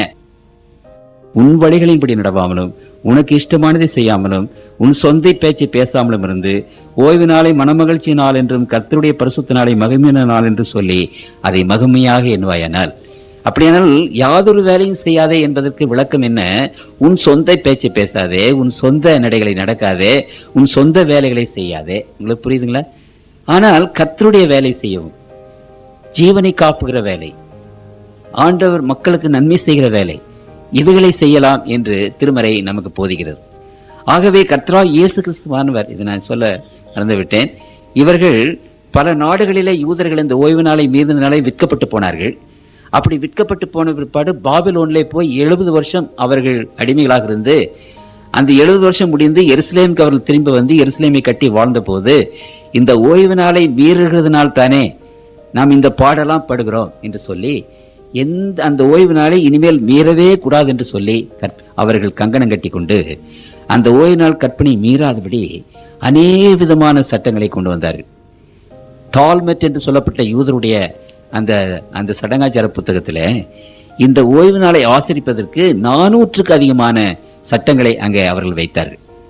உதாரணமாக எப்படிப்பட்ட சட்டங்கள் என்றால், 5 ஃபர்லாங்கு மேல ஓய்வு நாள்ல நடக்கக்கூடாது. 5 ஃபர்லாங்கு தான் நடக்கலாம், அதுக்கு மேல நடக்கக்கூடாது. அப்புறம் சாப்பிடலாம், சாப்பிட்ட பாத்திரத்தை கழுவக்கூடாது. அந்த ஓய்வு நாள்ல விளக்கு கொளுத்தக்கூடாது. அந்த ஓய்வு நாள்ல ஏர்பின்னு கூட குத்தக்கூடாது, பட்டுன்னு கூட போடக்கூடாது. அந்த ஓய்வு நாள் ஒரு கதிரை கூட கொய்யக்கூடாது. இப்படிப்பட்ட சட்டங்கள் 400க்கு மேலான சட்டங்கள். எதுக்கு? ஓய்வு நாள் எங்க மீறுகிறோமோ என்னமோ, மீறி போடுவோமோ என்னமோன்னு சொல்லி பயந்துட்டு இந்த மாதிரி சட்டங்களை எல்லாம் கொண்டு வந்து வைத்தார்கள். அதனால என்ன ஆயிட்டு, இந்த சட்டங்கள் எல்லாம் பரிசுத்த ஓய்வு நாளை கை கொள்றதுக்கு பாரமா போச்சு, ஜனங்களுக்கு கஷ்டமா போச்சு. ஓய்வு நாளை கை கொள்றது ஜனங்களுக்கு ரொம்ப சிரமமா போச்சு. அதனால கர்த்தராகிய இயேசு கிறிஸ்துவானவர் வந்த போது இந்த பாரம்பரிய சட்டங்கள், இந்த சட்டங்களை வேண்டாம் என்று உடைத்தார். உங்களுக்கு புரியுதுங்களா? அப்ப இயேசு கிறிஸ்துடைய காலத்துல இந்த தர்க்கம் வந்தது. என்ன தர்க்கம்? குணமாக்கலாமா? அப்ப ஆண்டவர் கேட்டாரு, ஒரு கழுதையானது அல்லது ஒரு ஆடானது அங்க கீழே விழுந்துட்டா அதை தூக்காம இருப்பீங்களா? இந்த சட்டத்துல பின்னு குத்தக்கூடாது, ஏர் பின் குத்தக்கூடாது, பட்டன் போடக்கூடாது. ஆனா ஆடு மாடுகளுக்கு குழியில விழுந்துட்டு எடுத்துடலாம். அதுக்கெல்லாம் அந்த சட்டத்துல பர்மிஷன் உண்டு. ஆகவே தன்னலம் பிடித்த சட்டங்கள், உங்களுக்கு புரியுதுங்களா? தன்னலம் உள்ள சட்டங்கள் அதையெல்லாம் ஆண்டவர் உடைத்திருந்தாரே என்று எந்த நாள் ஓய்வு நாள் என்ற பிரச்சனை அப்பொழுது கிடையாது. அந்த ஓய்வு நாளை எப்படி ஆசரிக்கிறது என்ற பிரச்சனை தான். ஆகவே ஆண்டவர் தன்னுடைய ஜீவியத்தில அந்த பாரம்பரிய சட்டங்கள் எல்லாவற்றையும் உடைத்தறிந்து தேவனுடைய அந்த உண்மையான சட்டத்தை நிலைநாட்டினார் என்பதை நாம் வேதத்திலே நாம் என்ன செய்கிறோம் என்றால் வாசிக்கிறோம். ஆண்டவர் தன்னுடைய ஜீவிகாலம் முழுவதும் அந்த ஓய்வு நாளை ஆசரித்து கடைசியில கர்த்தருக்குள் பிரியமான தேவனுடைய பிள்ளைகளே, அவர் வெள்ளிக்கிழமை இருந்தார், உங்களுக்கு தெரியும். சனிக்கிழமை அவர் கல்லறையிலே இருந்தார், ஓய்ந்திருந்தார். தன்னுடைய ஓட்டத்தை முடித்து அவர் மரணத்திலும் அந்த நாளிலே ஓய்ந்திருந்தார். சில பேர் என்ன நினைக்கிறாங்க, அவர் மரணத்தில் ஓய்ந்திருந்ததுனால அது துக்க நாள் என்று அவர்கள் என்ன செய்கிறார்கள், நினைக்கிறார்கள். மரித்தால் தானே உயிரோடு எழும்ப முடியும், அது அவங்களுக்கு தெரியல. உயிரோடு எழும்புது என்றால் சொன்னால் அவர் மரிக்காமல் இருந்தால், அடக்கமனப்படாமல் இருந்தால் உயிரோடு அவர் எப்படி எழுந்திருக்க முடியும்? மகிமையான காரியங்களை செய்வதற்காக ஆண்டவர் அங்கே இளைப்பாறினார். ஆகவே அவருடைய மரணத்திலும் சரி. அப்படியானால் இயேசு கிறிஸ்துவுக்கு பின்னால வந்தவர்கள் இந்த ஓய்வு நாளை ஆசரித்தார்களா? அங்கு லூக்கா எழுதின சுவிசேஷம் 23ஆம் அதிகாரத்திலே நான் வாசிக்கிறேன், 55, 56. கலிலேயாவில் இருந்து அவருடனே கூட வந்த ஸ்திரீகளும் பின்னே சென்று கல்லறையும் அவருடைய சரீரம் வைக்கப்பட்ட விதத்தையும் பார்த்து திரும்பி போய் கந்தவர்க்கங்களையும் பரிமள தையல்களையும் ஆயத்தம் பண்ணி கற்பனையின்படியே ஓய்வு நாளில் ஓய்ந்திருந்தார்கள். புரியுதுங்களா? வெள்ளிக்கிழமை சாயந்தரம் 3 மணிக்கு அவர் இறந்தார். பரிசுத்த ஓய்வு நாள் என்பது திருமறை பிரகாரமாக எப்பொழுது துவங்குகிறது, எப்பொழுது முடிகிறது என்று திருமறை சொல்லுகிறது. இந்த திருமறையின் பிரகாரமாக ஒரு நாள் எப்பொழுது துவங்குகிறது என்று பார்க்கும்போது கர்த்தருக்குள் பிரியமானவர்களே, இந்த முதல் அதிகாரத்திலே, ஆதியாகமம் 1வது அதிகாரத்திலேயே ஆண்டவர் இதை என்ன செய்தார் என்றால் நமக்கு சொல்லிட்டார். 5வது வசனத்திலே வாசிக்கிறேன். தேவன் வெளிச்சத்திற்கு பகல் என்று பெயரிட்டார், இருளுக்கு இரவு என்று பெயரிட்டார், சாயங்காலமும் விடிய காலமாகி 1ஆம் நாள் ஆயிற்று. சாயங்காலம் தான் முதல்ல வருது, அப்புறம் விடிய காலம். அப்படியானால் இது திருமறையில ஆங்கிலத்திலே நைட் அண்ட் டே என்று போடப்பட்டிருக்கிறது, ஈவினிங் அண்ட் மார்னிங். புரியுதுங்களா? ஈவினிங். அப்படியே இங்கே 8வது வசனம், சாயங்காலமும் விடிய காலமாகி 2ஆம் நாள் ஆயிற்று. அப்ப திருமறை என்ன சொல்கிறது என்றால், சாயங்காலம் தான் முதல்ல, அப்புறம் விடிய காலம். அதாவது இருள் முதல்ல, அப்புறம் வெளிச்சம் 2வது. சரி, சாயங்காலம் என்ன? சாயங்காலம் என்றால் எப்பொழுது துவங்குகிறது? மார்க் எழுதின சுவிசேஷம் 1ஆம் அதிகாரம் 32வது வசனம். வேதம் தான் அதுக்கு விளக்கம் சொல்லணும். சாயங்காலமாகி சூரியன் அஸ்தமித்த போது சகல பிணியாளிகளையும் பிசாசு பிடித்தவர்களையும் அவரிடத்திலே கொண்டு வந்தார்கள். அப்படியானால் சாயங்காலம் என்பது எப்போ? சூரியன் அஸ்தமனத்திலே சாயங்காலம் துவங்குகிறது. புரியுதுங்களா? அப்ப இருள் தான் முதல்ல. இங்கு பரிசுத்த ஓய்வு நாளை ஆசரிக்கும்படி ஆண்டவர் சொல்லும் போது அது எப்பொழுது ஆசரிக்க வேண்டும் என்று ஆண்டவர் சொல்லுகிறார். லேவியராகமம் 23வது அதிகாரம் 32வது. அது உங்களுக்கு விசேஷித்த ஓய்வு நாள், அதில் உங்கள் ஆத்மாக்களை தாழ்மைப்படுத்த வேண்டும். அந்த மாதத்தின் 9ஆம் தேதி சாயங்காலம் துவங்கி மறுநாள் சாயங்காலம் மட்டும் ஓய்வை ஆசரிக்கிறவர்கள். சாயங்காலம் தொடங்கி மறுநாள் சாயங்காலம் வரைக்கும். அப்ப சாயங்காலம் என்பது என்ன? சூரிய அஸ்தமனம். அப்படியானால் ஓய்வு நாள் எப்பொழுது ஆரம்பமாகிறது? வெள்ளிக்கிழமை சூரிய அஸ்தமனத்திலிருந்து சனிக்கிழமை சூரிய அஸ்தமனம் வரைக்கும் 7வது நாள், பைபிள் பிரகாரம். இன்றைக்கு மகமதியர்கள் சரியாக அதை கை கொள்கிறார்கள். இப்ப இந்த இரவை நாம் என்ன சொல்லுகிறோம்? வெள்ளிக்கிழமை இரவு என்று சொல்லுகிறோம், இல்லைங்களா? ஆனா மகமதிகளை போய் கேட்டு பாருங்க, இது சனிக்கிழமை இரவுன்னு சொல்லுவாங்க. ஏனென்றால் ஒரு நாளில துவக்கம் என்ன செய்கிறது? இருட்டில் தான் வருது. முதல் தான் இருள், அப்புறம் 2வது தான் வெளிச்சம். ஏனென்றால் உலகத்துல முதல்ல இருள் தான் இருந்தது. ஆகவே இன்றைக்கு நம்ம தமிழ்ல பழக்க சொல்ல என்ன தெரியுங்களா? இரவும் பகல்னு தான் சொல்றோம், டக்குன்னு அதுதான் வருது. பகலும் இரவும் என்று சொல்றது இல்லை. இங்கிலீஷ்ல சொல்லும் போது கூட நைட் அண்ட் டேன்னு தான் சொல்றோம். அப்ப நாளுக்கு முதல் இருள் தான் வருது, ரெண்டாவது தான் வெளிச்சம். ஆகவே சாயங்காலம் ஒரு நாள் தொடங்கி விடுகிறது. அதற்கு என்ன கெடியார வேண்டியதில்லை, சூரிய அஸ்தமனத்திலிருந்து சூரிய அஸ்தமனம் வரைக்கும். ஆகவே வெள்ளிக்கிழமை சூரிய அஸ்தமனத்திலிருந்து ஒருவேளை அது 6 மணிக்கு வரலாம், 6:15 வரலாம், 6:45 வரலாம். உங்களுக்கு புரியுதுங்களா? அது ஒவ்வொரு தடவை மாறும். அதனால அந்த சூரிய அஸ்தமனத்திலிருந்து அடுத்த நாள் சூரிய அஸ்தமனிக்கும் 24 மணி நேரம் அது பரிசுத்தமாக்கப்பட்ட நாள். ஒருவர் சொன்னார், இது என்ன அமெரிக்காவில் கொஞ்சம் கால வித்தியாசப்படுதே, இப்ப நமக்கு இரவு, அமெரிக்காவில் பகல்.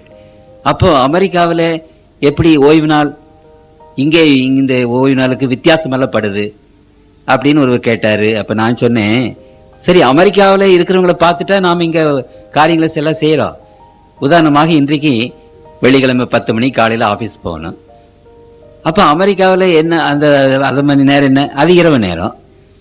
அப்ப அமெரிக்காவில் இரவு நேரமாக இருக்கிறதே. இப்போ காலையில 10 மணிக்கு போகணும்னா அமெரிக்கா நேரத்தை பார்த்துட்டா நீங்க ஆபீஸ் போறீங்க.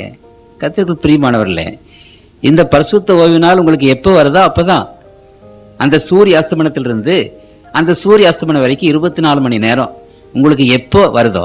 இன்றைக்கு புதன்கிழமை, வியாழக்கிழமை, வெள்ளிக்கிழமை எல்லாம் அப்படித்தான். என்றைக்கு அது வெள்ளிக்கிழமை வருதோ அன்னைக்கு தான் நமக்கு வெள்ளிக்கிழமை. அமெரிக்காவையே நான் போய் பார்த்துட்டு இருக்கிறோம். ஆனா அங்கே எப்போ வெள்ளிக்கிழமை வருது அப்பதான் நம்ம கை கொள்ளணும்னு நினைக்கிறீங்க. ஆகவே இது எப்பொழுது நமக்கு அது வருகிறதோ அதுதான். ஆகவே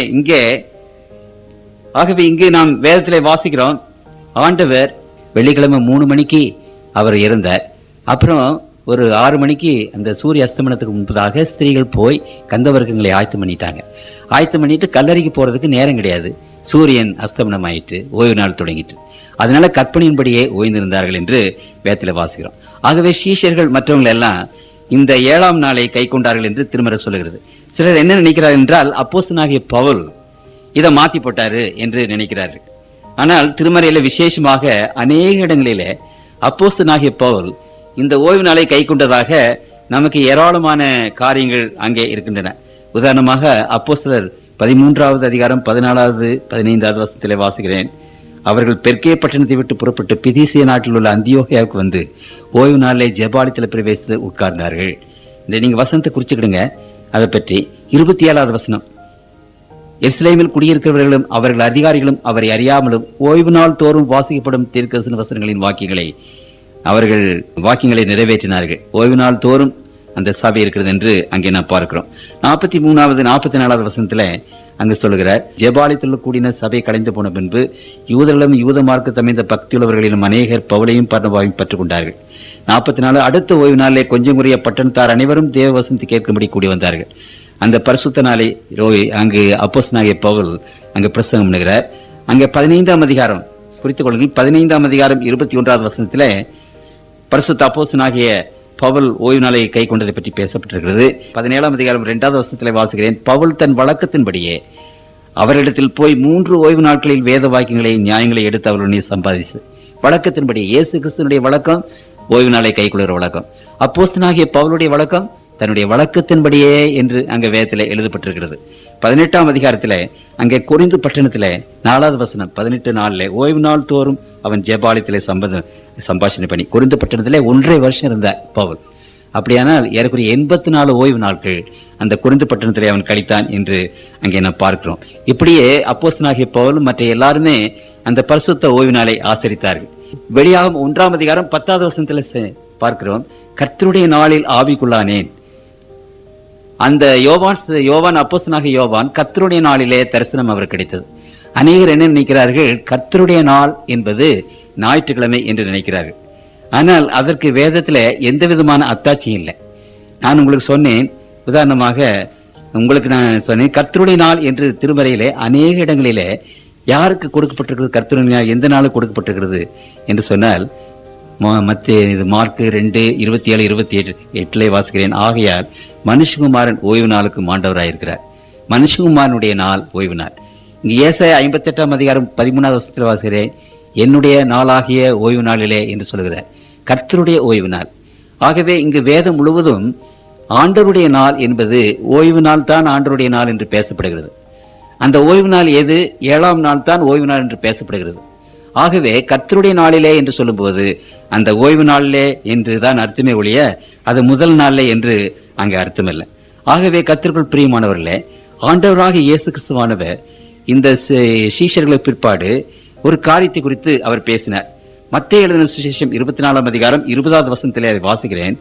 நீங்கள் ஓடி போவது, இதோ அந்த பட்டணத்தை முற்றுகை போடுவார்கள் ரோமர்கள், அப்பொழுது நீங்கள் ஓடிப்போங்கள் என்று சொன்னார். அப்படி நீங்கள் ஓடி போவது மாரி காலத்திலாவது ஓய்வு நாளிலாவது சம்பதியாகும்படிக்கு வேண்டிக் கொள்ளுங்கள். நீங்க ஜெபம் பண்ணிக்கிடுங்க. மாரி காலத்துல ஓடி போவது ரொம்ப கஷ்டம். ஓய்வு நாள்ல ஓடி போகக்கூடாது, ஏனென்றால் அன்னைக்கு பரிசுத்த ஓய்வு நாள். அப்படியானால் ரோமர்கள் 70வது ஆண்டில, கிறிஸ்து பிற்பாடு 70வது ஆண்டில தான் அந்த நகரத்தை முற்றுகை போட்டார்கள். அந்த 70வது ஆண்டை குறித்து ஆண்டவர் பேசும்போது பரிசுத்த ஓய்வு நாளை குறித்து அங்கு பேசுகிறார். அப்படியானால் திட்டவட்டமாக அந்த தீர்க்கதரிசனம் இருக்கிறது. அது மாத்திரமல்ல, திருமறை விசேஷமாக என்ன சொல்கிறது, திருமறை பேசும்போது இந்த பரிசுத்த ஓய்வு நாளினுடைய அந்த வாழ்க்கை எவ்வளவு தூரம் போகிறது என்று சொன்னால், ஏசாயா 66 22 23 வாசிக்கிறேன்.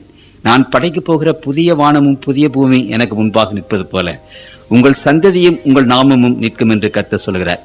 அப்பொழுது மாதந்தோறும் ஓய்வு நாள் தோறும் மாம்சமான யாவரும் எனக்கு முன்பாக தொழுது கொள்வார்கள் என்று கர்த்தர் சொல்கிறார். அப்படியானால் புதிய வானம் புதிய பூமியில இந்த பரிசுத்த ஓய்வு நாளை ஆசரிப்பார்கள். அதை பற்றி உங்களுக்கு சொன்னேன்.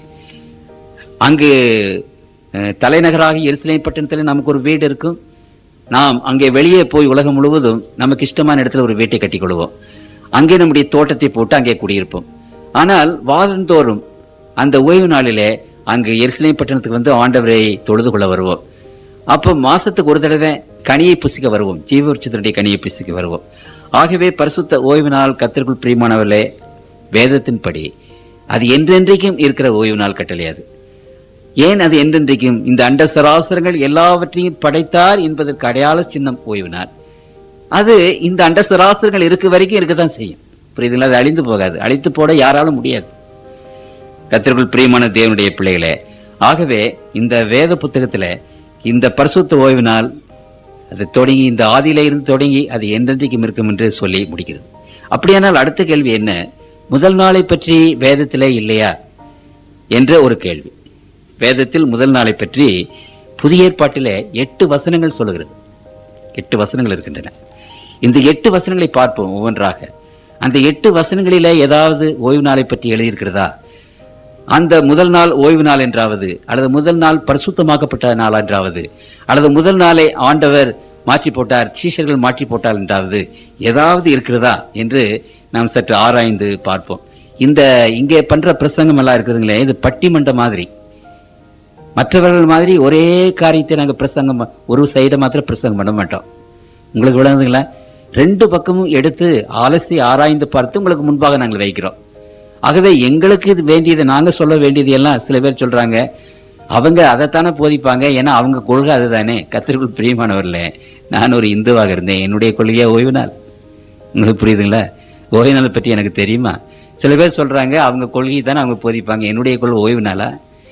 எனக்கு ஓய்வு நாளை பற்றி ஒன்றுமே தெரியாது. இந்த மாதிரி பிரசங்கம் கேட்டு வேதத்தை படித்து தான் நான் இந்த ஓய்வு நாளை கைக்குள்ள ஆரம்பித்தேன். புரியுதுங்களா? என்னுடைய கொள்கை ஓய்வு நாள் கிடையாது. அதை தான் உங்களுக்கு நான் சொல்கிறேன். நான் கண்ட சத்தியத்தை, நான் அறிந்த சத்தியத்தை, நான் அனுபவிக்கிற சத்தியத்தை உங்களுக்கு நான் சொல்கிறேன். ஆகவே இங்கு நான் பார்ப்போம் 8 ரெஃபரன்ஸ். ஒரு ரெஃபரன்ஸ் என்ன? மத்தேயு எழுதின சுவிசேஷம், தயவுசெய்து நீங்கள் குறித்துக் கொள்ளுங்கள். மத்தேயு 28ஆம் அதிகாரம் 1வது வசனத்தில் இந்த முதல் நாள் என்று வருது. உங்களுக்கு புரியுதுங்களா? 7வது நாள் என்பது சனிக்கிழமை, முதல் நாள் என்பது ஞாயிற்றுக்கிழமை. அது உங்களுக்கு திட்டமாக தெரிய வேண்டும். ஓய்வு நாள், நல்லா பாருங்க, 28ஆம் அதிகாரம் 1 வசனம். ஓய்வு நாள் முடிந்து வாரத்தின் முதலாம் நாள் விடிந்து வருகையில் மகதலேனா மரியாளும் மற்ற மரியாளும் கல்லறையை பார்க்க வந்தார்கள். அப்ப இங்க ஒரு ஸ்டேட்மெண்ட் பாருங்க. முதல் நாள் துவங்கும் போது என்ன முடிஞ்சு போச்சு? ஓய்வு நாள் முடிந்து, ஓய்வு நாள் கழிந்த பிற்பாடுதான் என்ன வருது? முதல் நாள் வருது. உங்களுக்கு புரியுதுங்களா? அந்த முதல் நாள்ல என்னங்க எழுதப்பட்டிருக்கிறது? மகதலேனா மரியாளும் மற்ற மரியாளும் கல்லறைக்கு போனார்கள் என்று எழுதப்பட்டிருக்கிறது. அதுதான் இங்க எழுதப்பட்டிருக்கு. அப்ப கல்லறைக்கு போனார்கள். ஓய்வு நாள் பற்றி ஏதாவது எழுதப்பட்டிருக்கிறதா? இல்லை. சரி, இது இயேசு கிறிஸ்துவுக்கு பின்பு 52 ஆண்டுகளுக்கு பின்பு எழுதப்பட்டது மத்தேயு எழுதின சுவிசேஷம். அப்புறம் அடுத்தபடியாக நான் பார்க்கும்போது அடுத்தது மார்க் எழுதின சுவிசேஷம் 16ஆம் அதிகாரம் 1 வசனம். ஓய்வு நாள் ஆன பின்பு மகதலேனா மரியாளும் யாக்கோபின் தாயாகிய மரியாளும் சலாமே என்பவளும் அவருக்கு சுகந்த வர்க்கமும் படும்படி அவைகளை வாங்கி கொண்டு வாரத்தின் முதலாம் நாள் அதிகாலையிலே சூரியன் உதயமாகிற போது கல்லறையிடத்திற்கு வந்து, இங்கே என்ன சொல்லப்பட்டிருக்கிறது? ஓய்வு நாள் கழிந்த பின்பு முதலாவது நாள் வருகிறது என்று சொல்லப்பட்டிருக்கிறது. அந்த முதல் நாளிலே இந்த ஸ்திரீகள் கல்லறைக்கு போனார்கள் என்பதை தவிர வேற அங்க ஒன்றும் இல்லை.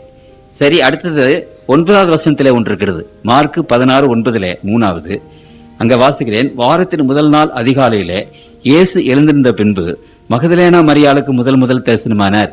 3வது வசனத்திலே மகதலேனா மரியாளுக்கு தரிசனமானார் என்று அங்கே எழுதப்பட்டிருக்கிறது. சரி, 4வது ரெஃபரன்ஸ் எங்க இருக்குதுன்னா லூக்கா எழுதின சுவிசேஷம் 24ஆம் அதிகாரம் 1வது வசனம். 1வது வசனத்திலே அதை நாம் பார்க்கிறோம். வாரத்தின் முதல் நாள் அதிகாலையிலே தாங்கள் ஆயத்தம் பண்ணின கந்த வர்க்கங்களையும் அவர்கள் எடுத்துக்கொண்டு வேறு சில ஸ்திரீகளோடு கூட கல்லறையின் இடத்துக்கு வந்தார்கள். இப்ப அங்க அதுதான் எழுதப்பட்டிருக்கிறது, கல்லறையின் இடத்துக்கு வந்தார்கள் என்று மாத்திரம் அங்க எழுதப்பட்டிருக்கிறது. 4வது ரெஃபரன்ஸ். சரி, 5வது ரெஃபரன்ஸ் எங்கன்னா யோவான் 20ஆம் அதிகாரத்துல முதல் வசனத்துல வாசிக்கிறோம். முதல் வசனம், வாரத்தின் முதல் நாள் காலையில் அதிக இருட்டோட மகதலேனா மரியாள் கல்லறையின் இடத்திற்கு வந்து கல்லறை அடைத்திருக்கிற கல்லை எடுத்து போடப்பட்டிருக்க கண்டாள். அப்போ கல்லறையின் இடத்திற்கு மகதலேனா மரியாள் வந்தார் என்பது அங்கே எழுதப்பட்டிருக்கிறது.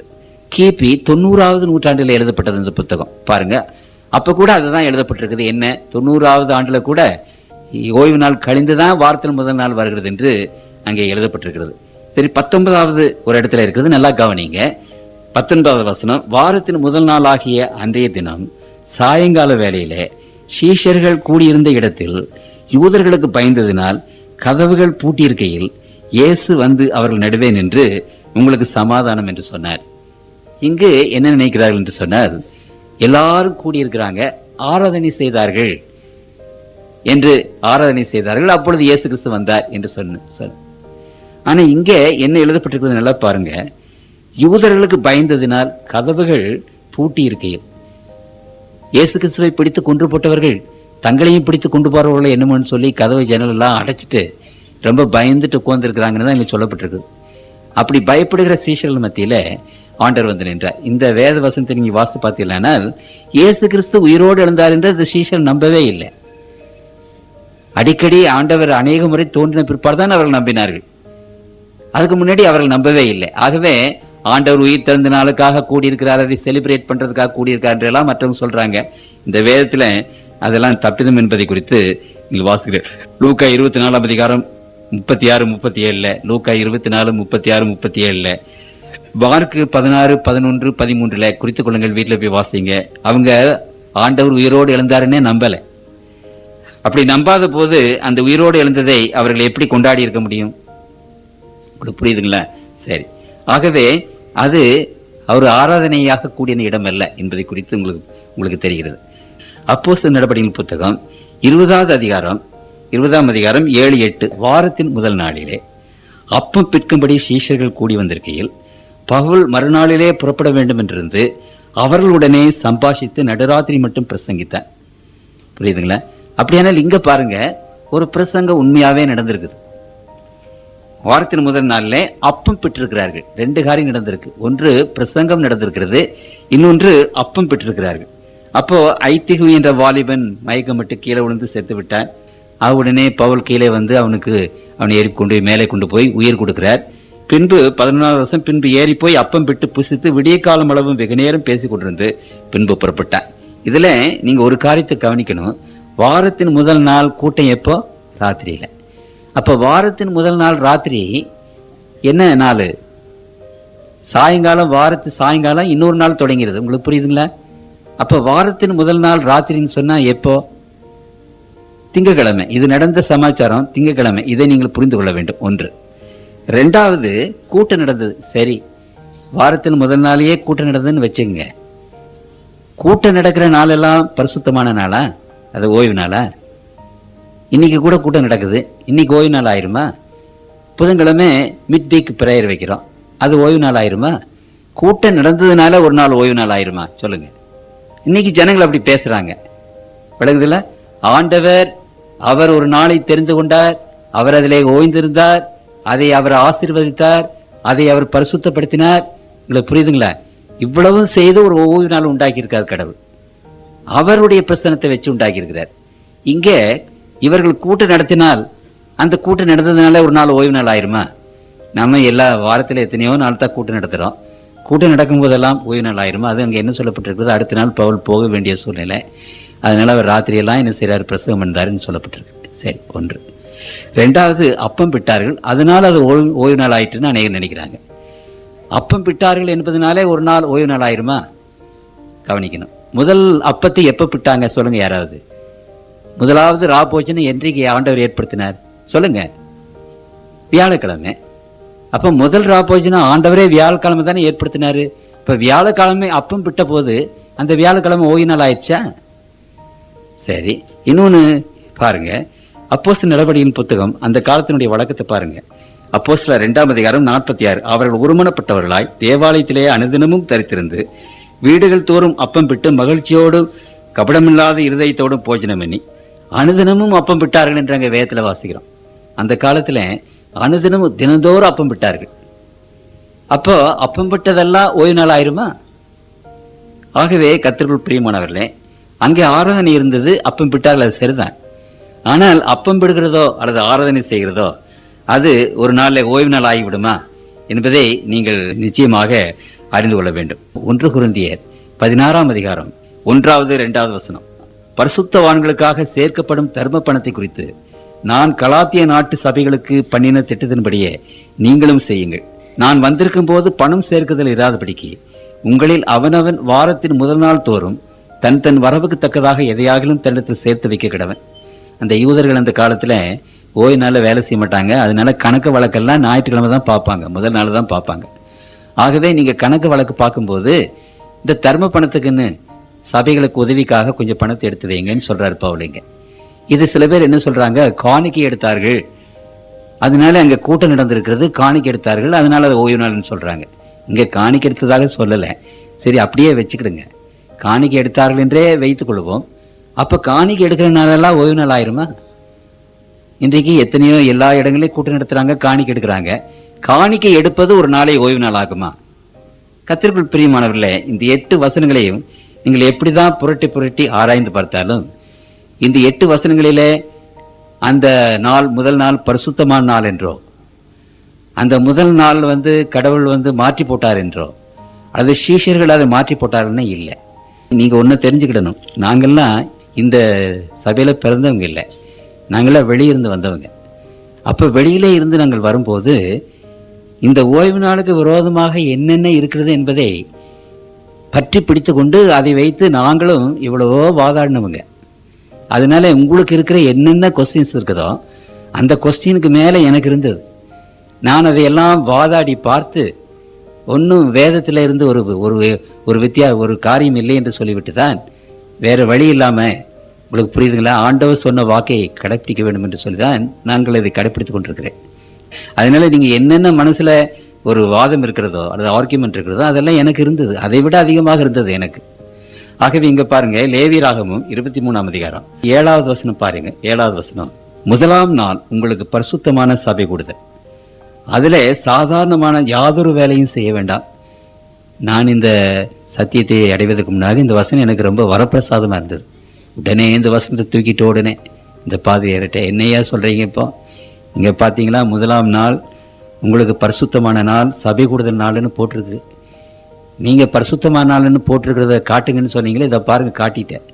அதனால முதலாம் நாள் பரிசுத்தமாக்கப்பட்ட நாள், ஞாயிற்றுக்கிழமை தான் ஓய்வு நாள் இந்த வசனத்தின்படி என்று ரொம்ப சந்தோஷமா ஒரு வெற்றியோட ஆர்ப்பரிப்போடு சொன்னேன். அப்ப அவர் சொல்றாரு, சரி நீங்க முதல் நாள் அந்த 5வது வசனத்தை வாசிங்க, 5வது வசனத்தை வாசிங்க. 5வது வசனத்துல என்ன சொல்லப்பட்டிருக்குது, முதலாம் மாதம் 14ஆம் தேதி அந்தி நேரமாகிற வேளையிலே கர்த்தரின் பஸ்கா பண்டிகை, அந்த மாதம் 15ஆம் தேதி கர்த்தருக்கு புளிப்பில்லாத அப்ப பண்டிகையுமாய் இருக்கும்.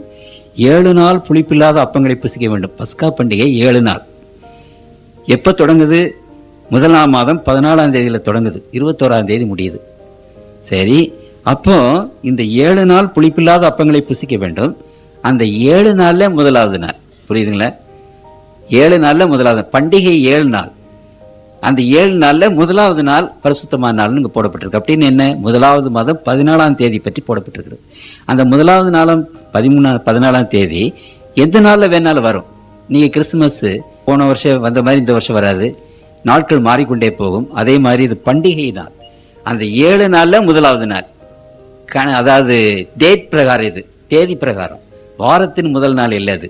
புரியுதுங்களா உங்களுக்கு?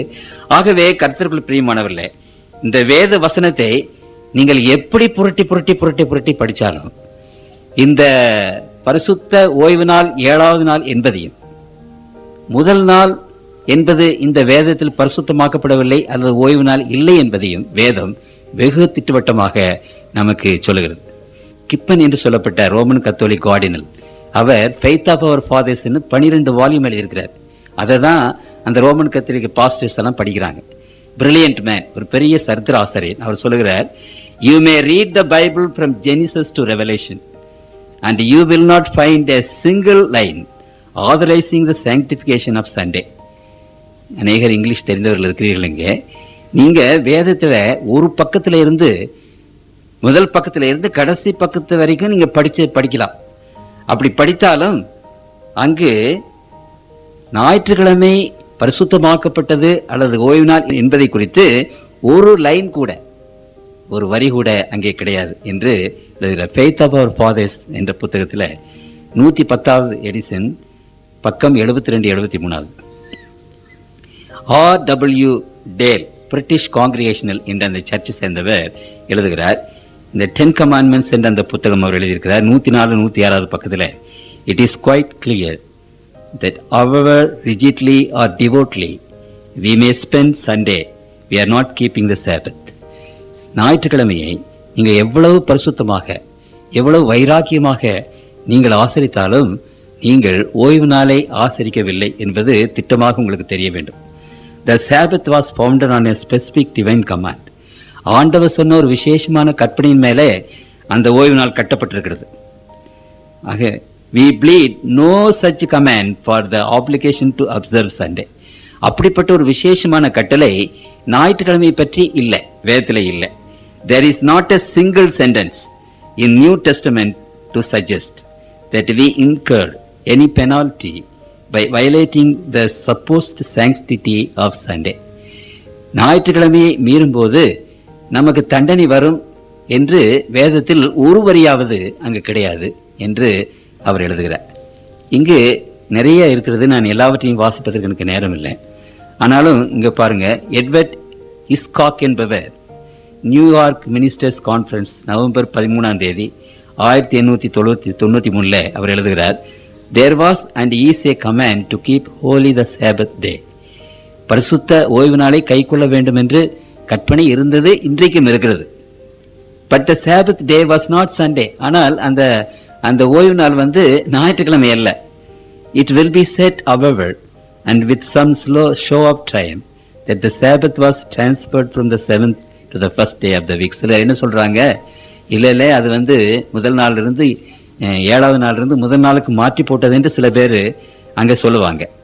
Where can the record of such a transaction be found? Not in the New Testament. Absolutely not. அப்படியானால் அந்த டிரான்சாக்ஷன், அந்த சனிக்கிழமையிலிருந்து ஞாயிற்றுக்கிழமை மாற்றி போட்ட அந்த டிரான்சாக்ஷன் எங்க இருக்கிறது? அது புதிய ஏற்பாட்டில் இல்லவே இல்லை என்று அவர் எழுதுகிறார். சரி, நியாண்டர் என்று சொல்லப்பட்ட ஒரு பெரிய சரித்திர ஆசிரியன் அங்கே the history of the Christian religion and church என்ற அந்த புத்தகத்தில் 186வது பக்கத்தில் எழுதியிருக்கிறார், the festival of Sunday like all other festivals was always only human ordinance and it was far from the intentions of the apostles to establish a divine command in this respect, far from them and far from the early apostolic church to transfer the laws of Sabbath to Sunday.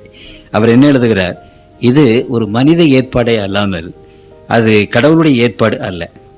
இந்த விதமான காரியத்தை, அந்த மாற்றத்தை அப்போஸ்தலர்கள் செய்யவே இல்லை என்று எழுதுகிறார். நான் வாசித்து கொண்டே போக முடியும். கர்த்தருக்குள் பிரியமானவர்களே, கேத்தலிக் பிரஸ் சிட்னியில ஆஸ்திரேலியா ஏப்ரல் 25ஆம் தேதி 1960 எழுதப்பட்டிருக்கிறது. ஞாயிறு ஆசரிப்பு கத்தோலிக்கருடைய கொள்கை. வேதம் முழுவதும் வாசித்தாலும் 7ஆம் நாளிலிருந்து முதலாம் நாளுக்கு அது மாற்றப்பட்டதாக ஒரு வசனமும் இல்லை. ISSR of Catholic redemptional college Kansas City அவர் எழுதுகிறார், நான் மறுபடியுமாக இந்த அறைகோலை விடுக்கிறேன். ஒரு கேத்தலிக் ஃபாதர் அவர் ஒரு அறைகோலை விடுத்தார். ஞாயிற்றுக்கிழமை பரிசுத்த ஓய்வு நாள் என்றாவது, அதை பரிசுத்தமாய் கை கொள்ள வேண்டும் என்றாவது வேதத்திலிருந்து யாராவது நிரூபித்தால் $1000 பரிசு தருகிறேன். இது பற்றி மறுபடியும் நான் என்ன சொல்லுகிறார் என்றால், இப்படி நான் அநேக முறை மேற்படி சவால் விட்டும் யாரும் இந்த பரிசை பெற்றுக்கொள்ள இதுவரைக்கும் வரவில்லை. ஏனென்றால் அப்படிப்பட்ட கருத்து வேதாகமத்தில் இல்லை. ஞாயிறு ஆசரிப்பு கத்தோலிக்க திருச்சபையின் கொள்கை. நீங்கள் ஞாயிற்றுக்கிழமை ஆசரிக்கும் போது கத்தோலிக்க திருச்சபையை பின்பற்றுகிறீர்களே அன்றி வேதத்தை பின்பற்றுகிறதில்லை. இப்படி கத்தோலிக்க ஒன்றாக திருச்சபை மார்க்கத்தினர் ஏன் எங்களோடு கூட வந்து மறுபடியும் சேர்ந்து ஒன்றாக இருக்கக்கூடாது என்று சொல்கிறார்கள். வேதத்தை கைக்கொள்கிறோம் என்று சொல்லிக்கொண்டு எந்த காரியத்தில் வேதத்தை கைக்கொள்கிறீர்கள்? குறிப்பு: புராட்டஸ்டன்ட் மார்க்கத்தினர் ஓய்வு நாள் ஆசரிப்பு, பண்டிகை கொண்டாடுதல், சிறுபிள்ளை ஞானஸ்நானம், பொது விசுவாச பிரமாணம், பாவ அறிக்கை, திருமண ஒப்பந்தம், மத்திய சித்த ஒழுங்கு, பாதிரியாரின் உடுப்புகள், இது போன்றவைகள் 100% காரியங்களில் கத்தோலிக்கர்களையே பின்பற்றி வருகிறார்கள். சமீபத்தில் கத்தோலிக்க குருமார்கள் மேலே சொன்ன பரிசை $5000 மாற்றி புராட்டஸ்டன்ட் மார்க்கத்தாருக்கு அறைகோல் விடுகிறார்கள். மற்ற புராட்டஸ்டன்ட் சபையினர் இது பற்றி என்ன சொல்கிறார்கள்? கர்த்தருக்குள் பிரியமானவர்களே, இன்றைக்கு இந்த அறைகோவல் என்ன அறைகோவல்? யாராவது ஞாயிற்றுக்கிழமை பரிசுத்தமான நாள் என்றாவது, ஞாயிற்றுக்கிழமை சனிக்கிழமையிலிருந்து ஞாயிற்றுக்கிழமைக்கு ஓய்வு நாளை மாற்றி விட்டார்கள் என்றாவது, இந்த வேதத்திலிருந்து ஒரு வசனத்தை யாராவது எடுத்து காட்டுவார்களானால் அவர்களுக்கு $5000 பரிசு கொடுக்கிறேன் என்று கத்தோலிக்க திருச்சபை அறைகோவல் விடுகிறது. நான் அறைகோவல் விடலை. உங்களுக்கு புரியுதுங்களா? இன்றைக்கு இத்தனை பாதிரிமார்கள் இருக்கிறாங்களே, எவ்வளவு சபைகள் இருக்கிறது. யாராவது உங்களுக்கு ஒரு வசனத்தை எடுத்து கொடுங்க. $5000 என்ன இன்னைக்கு $1,50,000 ஆயிடுச்சு இல்லைங்களா? நீங்க யாராவது ஒரு வசனத்தை கொண்டு வந்து நீங்கள் கொடுத்தீங்களானால் உங்களுக்கு $1,50,000. இனி கத்தோலிக்க திருச்சபை சவால் விடுது, நான் சவால் விடலை. உங்களுக்கு நான் சொல்றது புரியுதுங்களா? கர்த்தருக்குள் பிரியமானவர்களே, வேதம் மாத்திரமல்ல சரித்திரமும் மிக மிக இதை தெளிவாக தம்முடைய பிள்ளைகளுக்கு சொல்லுகிறது. இவ்வளவு தூரம் சொல்லி அப்புறம் நாமெல்லாம் மறுபடியும் நமக்கு தெரியாது. கர்த்தருக்குள் பிரியமானவர்களே, சாத்தான் விசேஷமான காரியங்களை தேவனுடைய பிள்ளைகளிடத்திலிருந்து மறைத்து விடுகிறான். அது உங்களுக்கு தெரியணும். நாம் எல்லாரும் ரட்சிக்கப்படக்கூடாது, எப்படியாவது நரகத்துக்கு போகணும். அதுதான் சாத்தானுடைய விருப்பம். அப்படி ரட்சிக்கப்படக்கூடாது என்பதற்காக ரட்சிப்பின் படியில என்னென்ன விசேஷமான காரியங்கள் இருக்கிறதோ அது எல்லாம் சாத்தான் மறைச்சிட்டான். சாத்தான் அதை எடுத்து போட்டான், நம்முடைய கண்களை குருடாக்கிட்டான். ஆகவே கர்த்தருக்குள் பிரியமானவர்களே, ஆண்டவர் தம்முடைய மிகுந்த கிருபையினாலே இப்பொழுது உலகமெங்கும் இருக்கிற தேவனுடைய பிள்ளைகளுக்கு இந்த சத்தியத்தை சொல்லிட்டு இருக்கிறார். ரேடியோ மூலமாக, டெலிவிஷன் மூலமாக, புத்தகங்கள் மூலமாக, பத்திரிகைகள் மூலமாக இன்றைக்கு இந்த தூது போய்கொண்டே இருக்கிறது. எதனாலே இதை நாங்கள் சொல்ல உங்களுக்கு விரும்புகிறோம் என்றால், கர்த்தருக்குள் பிரியமானவர்களே, நாம் ரட்சிப்படைந்து தேவனுடைய ராஜ்யத்துக்கு போகணும்.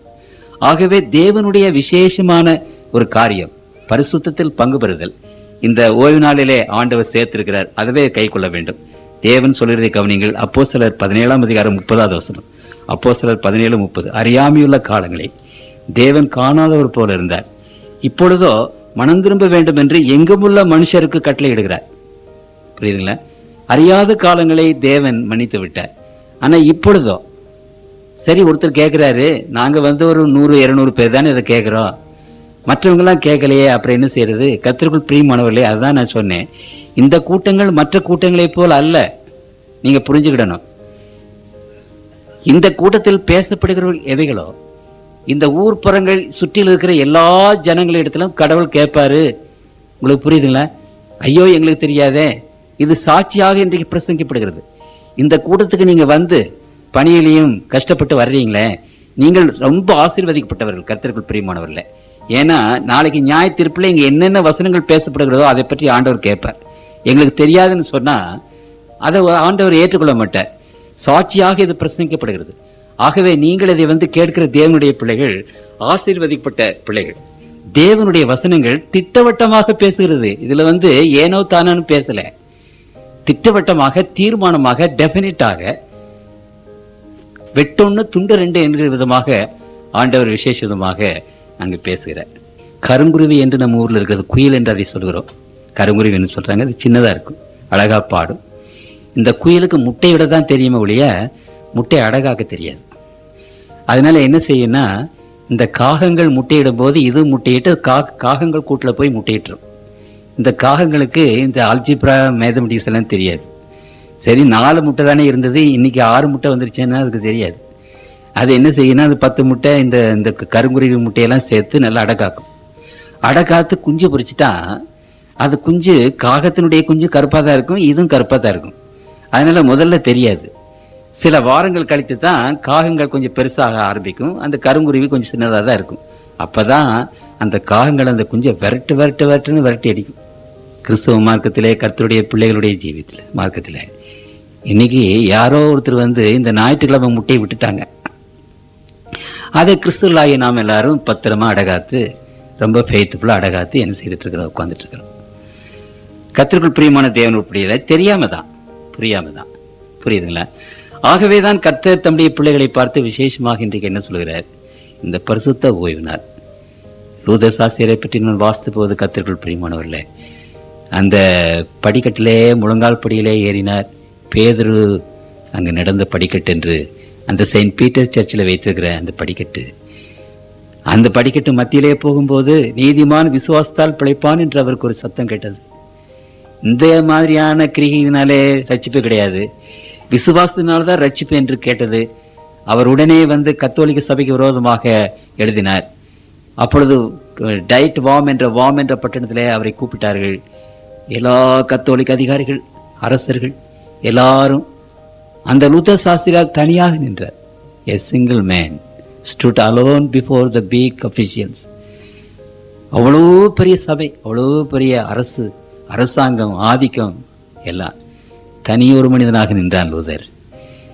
இந்த வேதத்திலே காட்டுங்க, you show me from the Bible, I will believe. வேதத்திலே நீங்க காட்டுங்க, நான் நம்புறேன். இந்த வேத வசனத்துக்கு அப்பாற்பட்டு நான் நம்ப மாட்டேன். Here I stand. இதுதான் என்னுடைய ஸ்டாண்ட். இதுக்கு மேல என்னை கொண்டுக்கிடுங்க, என்னை என்ன வேணாலும் செய்துக்கிடுங்க. இந்த வேத வசனத்தை மீறி நான் ஒன்றும் செய்ய முடியாது, ஒன்றும் பேச முடியாது. கர்த்தருக்குள் பிரியமானவர்களே, அந்த லூதர் சாஸ்திரியார் இருந்து புராட்டஸ்டன்ட் மார்க் வந்தது. நாமெல்லாம் அதை சேர்ந்தவங்க ஜனெல்லாம். என்றாலும் கர்த்தருக்குள் பிரியமானவர்களே, தேவனுடைய பிள்ளைகள், இதுதான் நம்முடைய நீதி, இதுதான் நம்முடைய நெறி, இதுதான் நம்முடைய வழி, இதுதான் நம்முடைய வெளிச்சம். இதற்கு மேலாக இருப்பது எதுவானாலும் அதை நாம் ஒத்துக்கொள்ள முடியாது.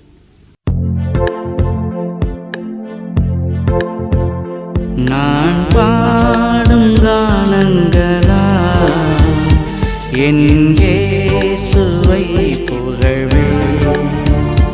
நான் பாடும் கானங்களா என் இயேசுவை புகழ்வே. எந்தன் ஜீவிய காலம் வரை அவர் மாறாத சந்தோஷமே. எந்தன் ஜீவிய காலம் வரை அவர் மாறாத சந்தோஷமே. நான் பாடும் கானங்களா என் இயேசுவை புகழ்வே.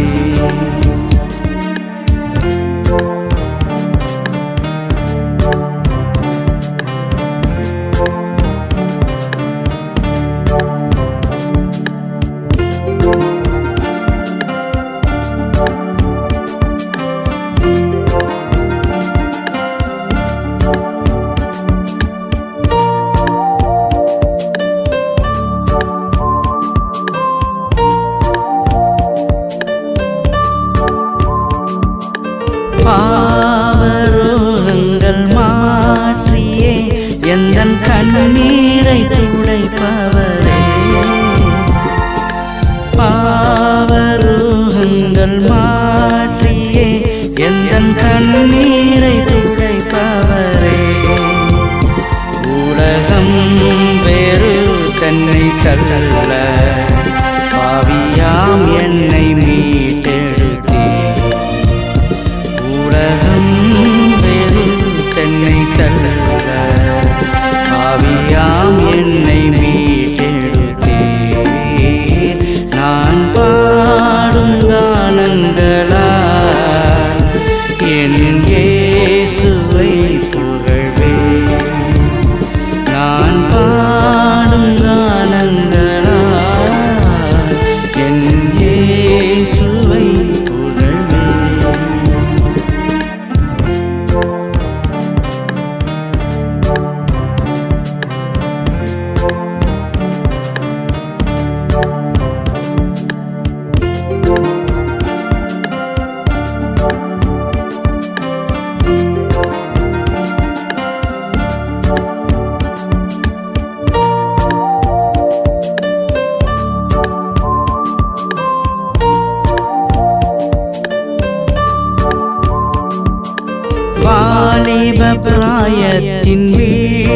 வீழ்ச்சிகள் இல்லை, யாதொரு பயமும் இல்லை.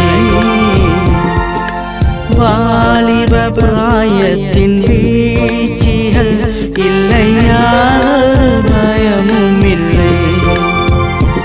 அவர் அன்பின் தீபத்தின் வழியில் தம் கரங்களால் தாங்கிடுவார்.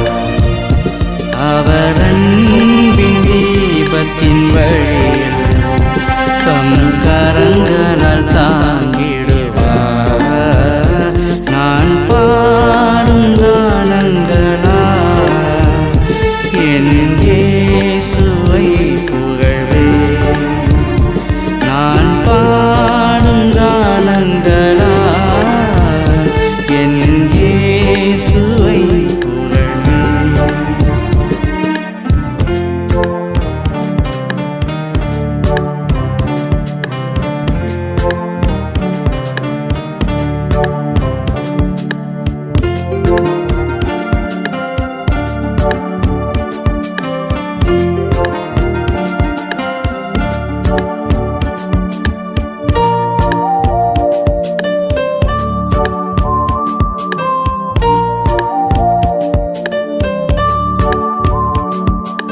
நல்ல போராட்டம் போராடி எந்தன் ஓட்டத்தை முடித்திடுவேன்.